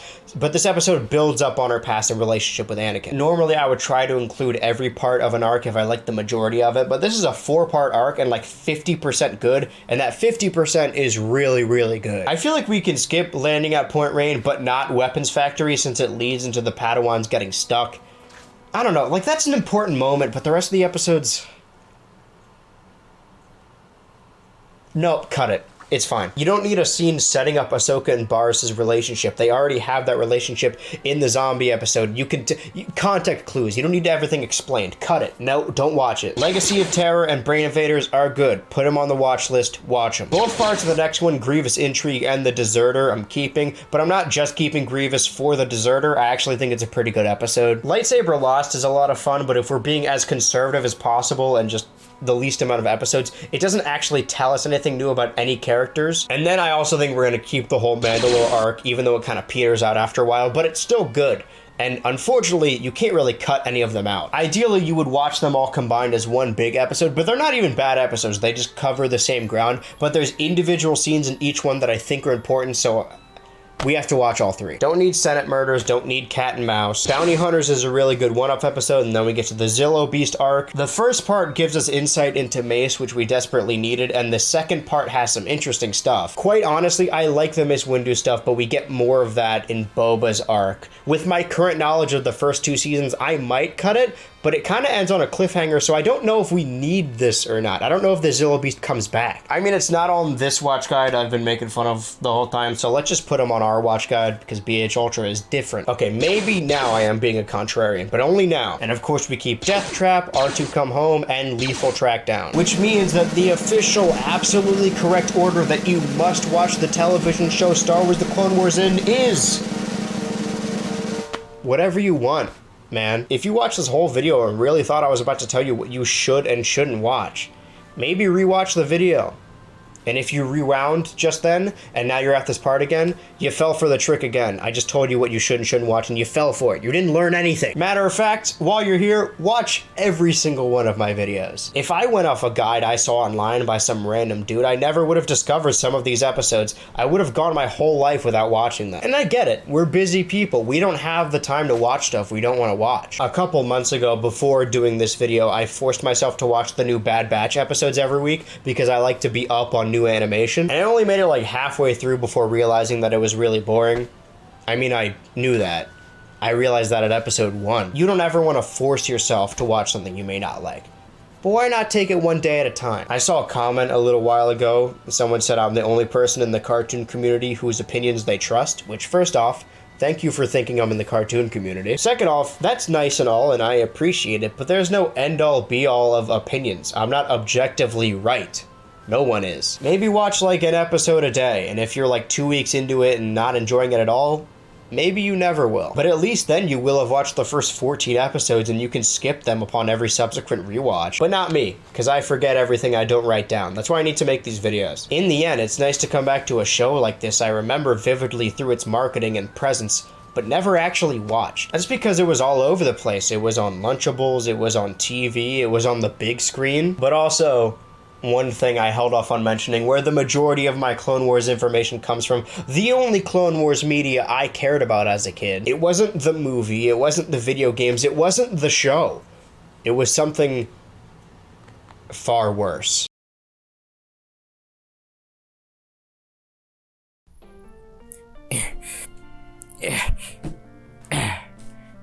Yeah, I know, hold your applause. It's kind of a bummer that people only started caring when I put on the wig and the face paint. Like, people like the clown more than they like the guy who talks about stuff on the internet. Now I know how Fred feels. Also, have you guys been watching? Absolutely biffed the green screen near the end. I don't know how he messed that up. And he sounds so unenthusiastic, like he doesn't want to watch the show. But forget about that show, because now this show is my show. I'm back, and I'm not going anywhere. Unlike the previous Nickelodeon one where I talked about multiple different brands, toy brands, or toy runs for McDonald's and Burger King, we're not doing Burger King today. This is just one line of McDonald's toys. They did have a couple more, but these ones are actual toys. The other ones were just like skateboards with pictures of Clone Wars characters on the bottom, like tech decks. Like, I'm not making that. That's what they did. They're really tapped into their fan base. What's something that Clone Wars fans love? Little toy skateboards, and honestly, they're not wrong, but I didn't have those. And these were technically re-released later, but I got these when they first dropped along with the show. I don't know if they specifically started rolling out with the movie, but it would make sense considering what characters they chose. There's no Jar Jar here, though. I mean, we've got some Clone Wars characters, but we've also got, I mean, Boba Fett, Chewbacca. I guess he was in Revenge. There are a bunch of sequel characters here, and I picked two that are technically in the prequels. Princess Leia. Well, I guess she's a baby. There's got to be someone that doesn't appear at all. Like a stormtrooper. No. I'm at a loss. I mean, I'll open them all up. That's the point. I'm just letting you know there isn't really a review section of this, and I'm not comparing anything, because it's just the Star Wars, the Clone Wars little bobblehead toys. This isn't for entertainment anymore. This is just for me. I'm doing it for myself, because I had every single one of these. This is the only McDonald's collection I think I did have every single one, because they re-released it, I think, at least once, and then, my parents gave them away. But you guys know my backstory. It could very well not be true. This character's dumb. We're just doing an unboxing video now. That's what it's whittled down to, of me opening all these Clone Wars McDonald's toys. The only other thing I have to say is the commercial for this initial run. It's so unintentionally funny, and it's been used as a meme ever since, because it's just a poor kid just playing along with his McDonald's toy, having a good time. And then Anakin, famous child murderer, pulls up and whips out his piece. His lightsaber, not his cock. And if you cut it off right there, it paints an awful scene. Even too deranged for this guy. Ooh, I'm so kooky and quirky and weird. I'm crazy. This is really sad. All right, the question is, which characters are Clone Wars characters? Oh, I know Clone Wars character, exclusive Clone Wars character when I see one. Out of the way. Oh, I should actually start with, I didn't think about that. Okay, so normally when I do these, and you can see them here, they're all in McDonald's packaging, just for historical record. But there were two that were not in official McDonald's brand packaging. I got all these off of eBay, and for these, I either couldn't find a wrapped one, or it was too expensive for even me to excuse this. Like, each of these were a couple bucks, which combined, especially with the tax, whatever you think it is, it's more than that. Just don't ever say I didn't do anything for you. This one is wrapped, which is nice of them. And just pretty little Luke Skywalker with his pretty little head. And Ventress. Just a completely naked Ventress. This could mean two things. Either this one was so popular that every kid who had one took it out of the packaging because they wouldn't dare not play with it. Or it was so unpopular that nobody wanted to collect it. And I feel like Ventress can go either way. So really, I have no... Couldn't help but notice there's a switch on the bottom of this. Did you hear that? It didn't do anything. Do they all have switches? Wait, what's it supposed to... I don't know what it would do, because again, it's just a bobblehead. However, I don't know if you could see this. It's kind of a solid color, but it's also a little translucent. Maybe the lightsabers light up, but not all of these guys have lightsaber. Well, Luke doesn't have a lightsaber, so this is a perfect time to open this up. Ooh, something's wrong with Ventress. Okay, so for what I'm seeing here is all the Clone Wars ones, which is what these are. They all released within the same line, despite this being Luke Skywalker, clearly from A New Hope. They just put in a bunch of other stuff because I guess they didn't want a Hondo or Zero the Hutt or Zillo Beast or Plo Koon toys, which is fair. Trash pile goes over there. What I was saying is that most of them, if not all of them, have wheels on the bottom, so you can move. Oh, this is the pullback? No. That wasn't even a sentence. Have wheels so you can wheel them all around, you know, collect them all, play with them together, let them bobble, let them go, fight. But Ventress doesn't have any wheels. I mean, she does. Whoa, there's a button on the back. Wait, what is going on here? On, and now button. What the f... This is weird. I mean, maybe I'm underestimating how smart a kid is, but you can't push this button when the switch is off. But once you turn the switch on, you can hit this button. But I don't know what it does. Button pushing action. See, the fun part of the toy is when you flip the switch, it lets you hit the... I'm spending too much time on Ventures, but really I'm stalling because I may not have a lot to say about other ones. Whatever. Luke Skywalker and Ventures, go over here. We get to actually open one now. Who is my favorite?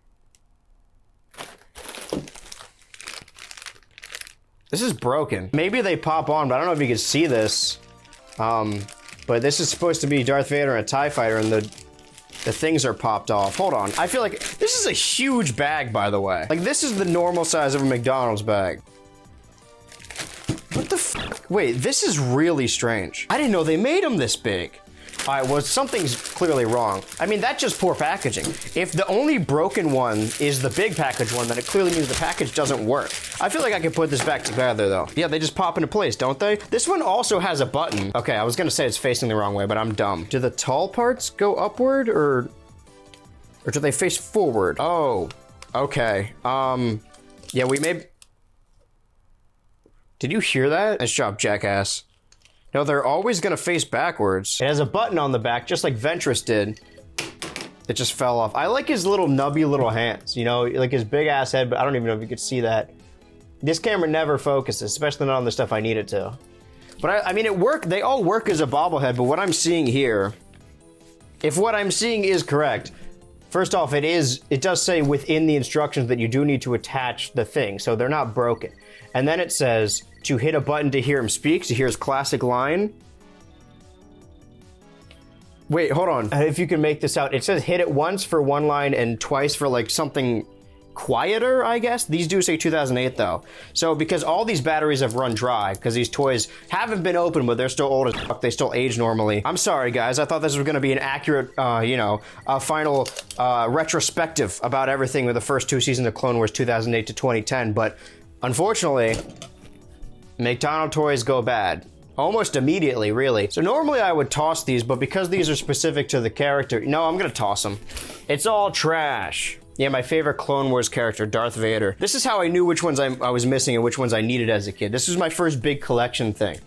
And then, Skylanders and Pokemon cards shortly after. You can see everyone here. I don't want to spoil it, but that is the roster. And don't worry, I do have every single one. I didn't miss a single one, except for Ventress, but that wasn't in a bag. Clone Wars character. Oh, here we go. My favorite Clone Wars character. Wicket the Ewok. Finally, the only character that wasn't in the prequels. I could have picked Han Solo. I forgot that character existed because he's dead. So, oh, they even have the thing still on it.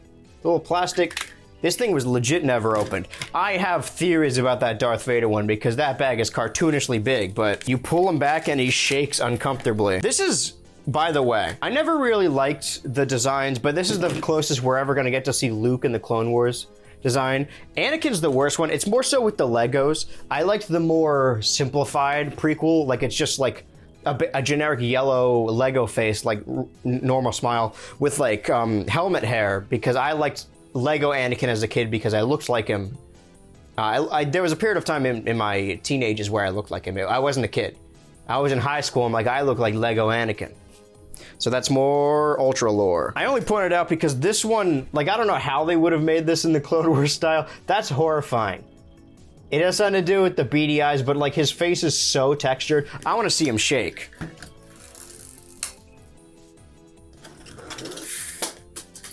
That moves so fast. All right.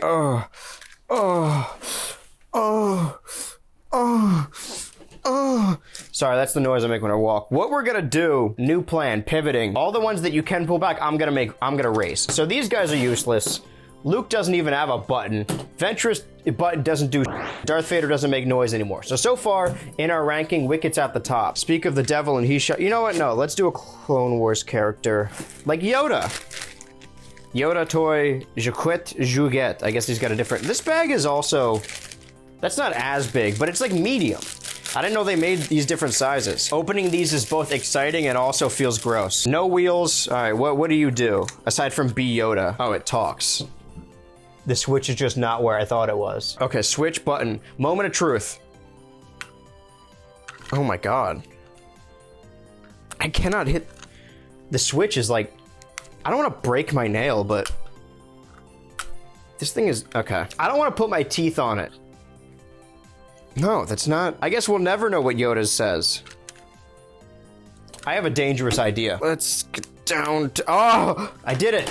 All right, moment of truth. All that work, cutting my finger open. I want you to hear it though. It didn't say shit. All right, well, this is the most disappointing one because I put in a lot of labor to do so. You think I'm not skilled with these things? Think I couldn't cut my own hair if I wanted to? What a deranged individual. Here we go, Clone Wars, Anakin Skywalker. Oh, it's French for toy. I thought Jaquette was just like how you say Yoda. It's not. Let's see. Oh, we got Wicket gimmick. They're too curved. Let's do it right to left so I can actually... I just scratched this table. Already I can tell that he's gonna be slower than Wicket, but this is what I was talking about. I don't dislike the Clone Wars designs in Clone Wars, but in any other context, they look weird. We're gonna have a Wicket Anakin race. Captain Rex. I was about to say that, like, these toys seem like they were made by someone who knows Star Wars, but not really Clone Wars. Like, they saw Ahsoka on the cover. This is the only character that's like, oh yeah, he's integral to Clone Wars. A new member for our race. Here comes a new challenger. This one's thicker than the other ones. It feels more compact. Oh, yeah, it says pull back, and is this one just broken?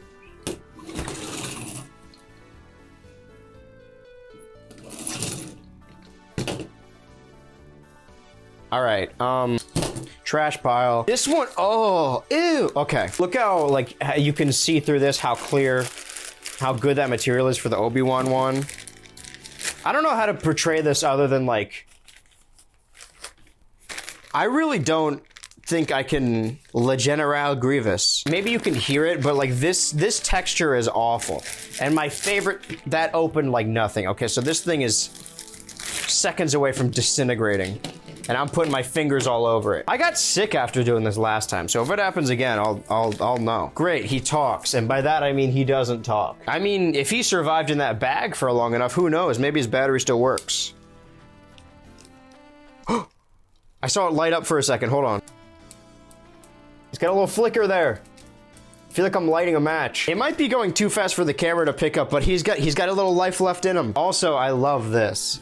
Because his head is so big, it was like the bobblehead wouldn't work because it connects here. It's his bottom jaw that's long. It's not, this isn't really part of a head. So they made his neck cartoonishly long. That's my posture. That's the way I stand all the time. Original.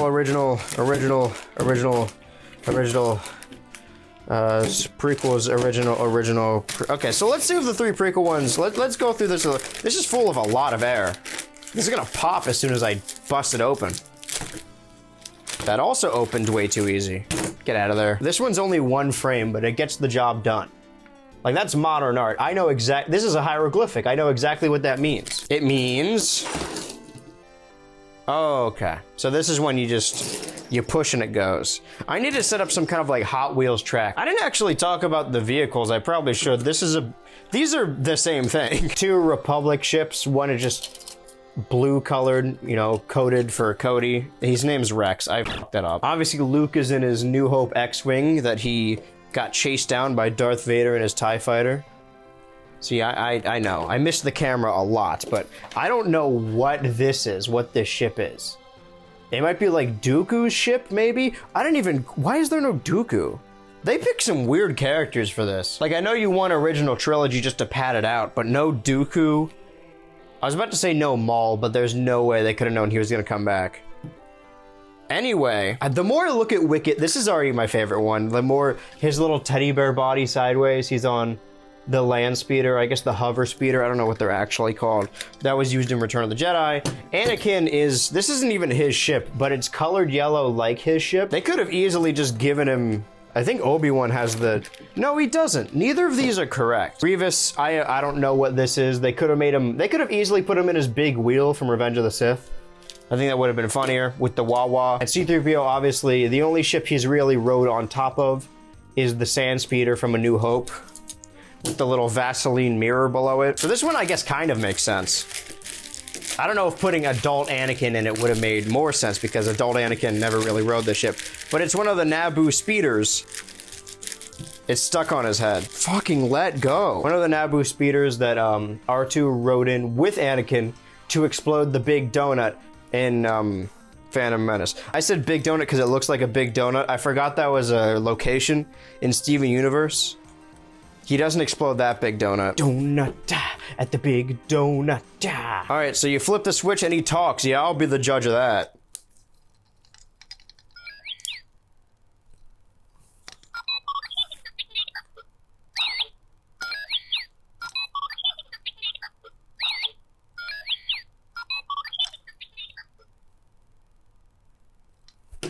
I'm actually ecstatic about this. I did not think any of them were well, I'm turning this off. I want to save battery. I'm putting this on my desk because this is the only, this might be the only of these that actually serves its purpose still. Good job, R2. Well, none of these characters appear in the Clone Wars show, so I probably should have, that's fine. All right, we're doing a Ridge Tridge, people. I don't know if you could tell, I easily could have just readjusted the camera, how much I'm stanced up right now, like how I'm doing that Dennis Reynolds leg spread. I'm gonna stand up normal. That actually doesn't make a huge difference, but I've been going like this the whole time. And it's not comfortable because I'm wearing jeans. Speaks for itself. I will say the picture looks different from how the toy actually looks. At least a little bit. I can hear a little in there, so that leads me to believe that nope, it doesn't have any weird paint bits in between because she wears like an all white outfit in New Hope and she's on the ship that she starts on. I don't know what it's called. It's also the ship that had all those brainworms. See, I remember, even though I filmed that thing forever ago. What I'm saying is it's a pure white ship and she's wearing pure white and it leads into each other. It lends itself to a good design. Doesn't matter though. Most iconic ship from Star Wars, some would argue the only iconic ship. Like, ask any person on the street to point out a Star Wars ship and they know the Millennium Falcon. They don't know what an X-Wing is. You put him in an awkward position and then he shakes. Just like me. Mom, this toy's got my condition. We have another challenger. I will say though, you can tell, you can definitely, but just by looking at the back, which one of these characters is Han Solo? The one with shinier hair. I don't know how they did that, but they literally made his hair shinier. They also have little details on the Millennium Falcon. I mean, all things considered, I've seen some pretty cheap McDonald's toys. These have like so many small details on it that normally, like, you shouldn't care about, but they're actually there. And even the faces look decent. No wonder I really wanted these. Boba Fett. What if he doesn't survive? He's worth a lot to me. I miss when he sounded like a pirate. One panel horror comic. No, oh, I dropped the trash. I'm gonna have to pick that up now. I think it means you can push him. But it does. Question though, hold on. I want to see if it says the name of the ship. Because they changed it for obvious reasons. It's called Slave 1. That's not even like, dispose of this bag immediately. Interesting. The first one to have legs. This one's got a twisty top. Or not a twisty top, but a twisty switch. Like an actual toy. Mommy, when can I play with actual toys? You play with your McDonald's toys. I think I know what this might do. And I'm excited about the prospects. Huh, this toy is broken. But you can kind of, I'm gonna show you, kind of see the legs move when you wind it up a little bit. Like it's clearly supposed to walk. The thing is though, I have very specific memories about these toys. Like I remember owning them, I just don't really remember playing with them. I had a different Yoda toy that you would wind up like this and he does flips. And I found a Jabba toy that's got a little hole in its mouth and you shoot water out of. I stole it from the kiddie pool at the public pool we went to, which was, most swimming pools are 90% pee. The kiddie pool was 99% pee. 99.9. And stinky diapers. It was just a gross place to be. But that's public pools for you. But I feel like I remember this never working. Like even when it came out, I understand that it's supposed to. But it doesn't. I'll give them credit though. The other ones are just ships. They added legs. Not working legs, but still, he's significantly taller than all the other ones. I was gonna say thumbnail shot, but there's no way I'm not gonna make a 2-hour Clone Wars video, and then the last 20 minutes where I talk about McDonald's and be like, ooh, this is why you wanted to watch the video. Even though that is true for some people. We got another twisty, because it has legs. Let's see if we're 2 for 2. This one has giant duck feet, so I think the ability to walk should be better for Chewie. I didn't even let you see Chewie's face. I didn't even show you the Stormtrooper face now that I think about it.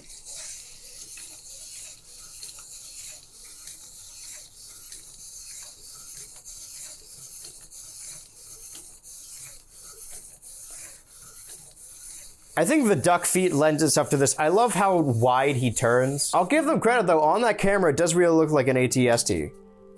But also one that just learned to walk. Oh, you're not done? That was weird. If you didn't know what a Stormtrooper looked like, are you done? What about now?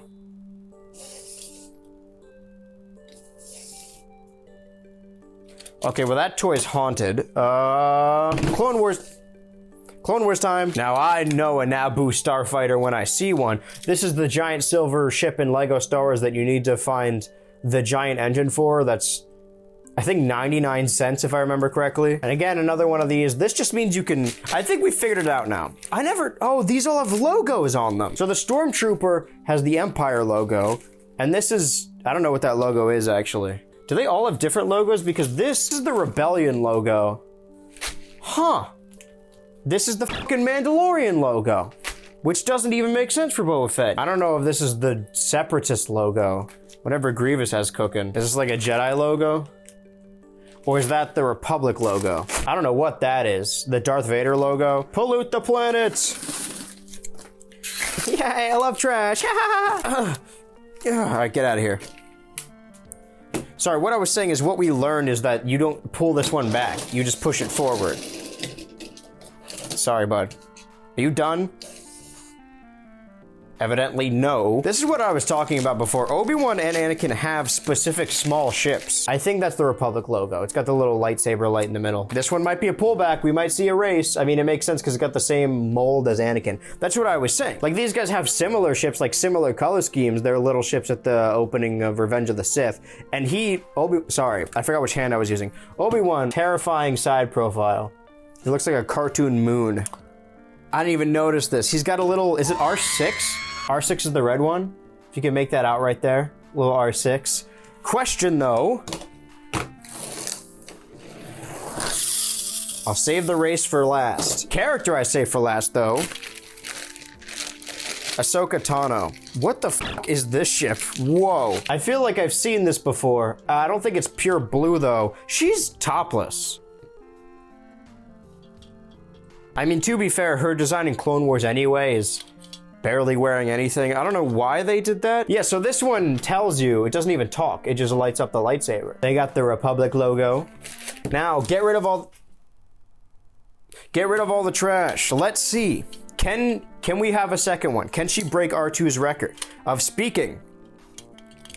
Oh, this button's got, is it supposed to go down all the way? It has very little give to it. The face looks like Ahsoka. I'm not one to complain about the mold of the McDonald's toy that was made in the Chinese factory, but, you know, I wish they gave her a shirt. She's not finished. You go off, do your own thing.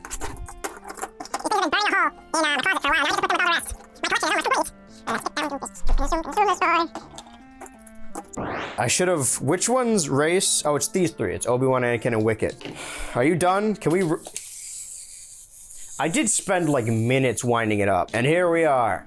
All the Clone Wars McDonald's toys that came out first initially in 2008 along with the movie and then the show that was coming up. And then I think were later re-released in 2012, I believe, to correlate with the new season that was coming out before they were bought up by Disney. Marvel and Disney movies still have McDonald's toys to this day, but I don't remember the last time I saw a Star Wars McDonald's toy. I don't know if they do them or they did them for the sequels, but if they did, especially in this line, I would love to get a fucking Kylo Ren toy like this. Anyway, that's enough of all of you. R2's gonna give the call to start the race. But not yet. All three of these starting here.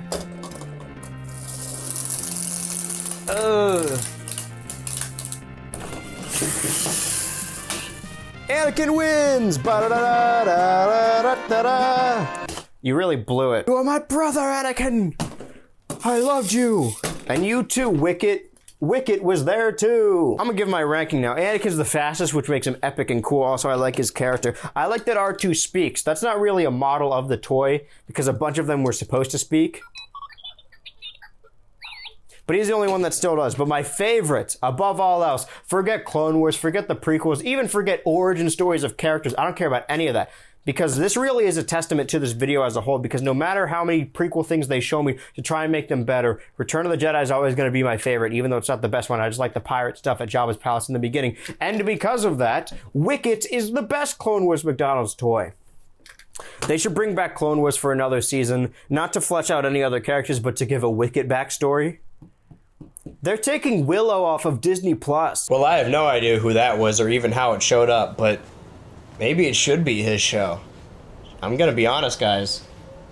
I don't know how to get out of this one. Ever since those Xbox guys let me keep my memories and warn me about something coming, I knew something was coming. I really should have fixed that leak. I love my creature friends. The skeleton, the cartridge, my computer, that guy behind the camera you guys never see because he's behind the camera. But they aren't... I mean, I don't think... They're not... What the hell?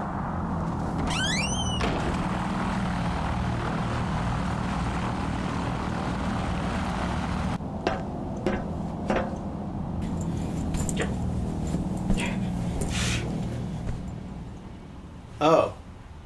Hey, you look familiar. Also, where's the couch? I just have one of those faces, and as much as I'd love to stand here and answer a bunch of questions... It's just one question. Listen to me, man. There are things happening around you that you couldn't begin to understand. Okay, rude. Those guys, that skeleton, that cartridge, the computer, the cameraman we can never see but has always been behind the camera, they aren't your friends. Oh, and you are. I'm just supposed to trust you. All you need to trust is that I can get us out of here. Out of where? Out of the ship? Did you make us crash? For good reason. I mean here. The weird bubble where nothing makes sense, where you have to constantly make videos. I like making videos. Sure, but don't you want to do so without being told what to do? Truth be told, I haven't been told what to talk about in forever. Huh. That was around the same time I was able to escape my show. Must have a new guy in charge. Sorry, your show? In charge? What did I say about asking questions? So I'm supposed to just trust you, but I'm also not allowed to ask any questions. Did that sentence have a question mark at the end of it? Damn it. You may not trust me, or know who I am, or believe me, but deep down you know I can get us out of this, because I managed to control the ship, something you have never done. Hate to beat a dead horse, but very rude. Why would I even want to leave here? I mean, I got everything I could ever want. I have a couch. I don't have the couch anymore. Because, don't you want to see your friends? They're coming. Don't tell them I'm here, and don't let them in the main deck. We have a main deck? What did I say about questions? Okay, fine. Just one more, and then I'll help you. Fine. What is it? There used to be like a bunch of buckets here, and the ship looks way different. Did you fix the leak? Oh, I didn't fix it. Because it wasn't a leak from the outside of the ship. It was a leak from outside this universe. Well, oh. Well, that's stupid. You're stupid. Protect me.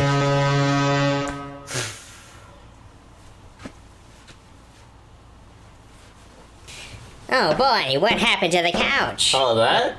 I think it got thrown with the crash, but it doesn't matter. I prefer to stand anyway.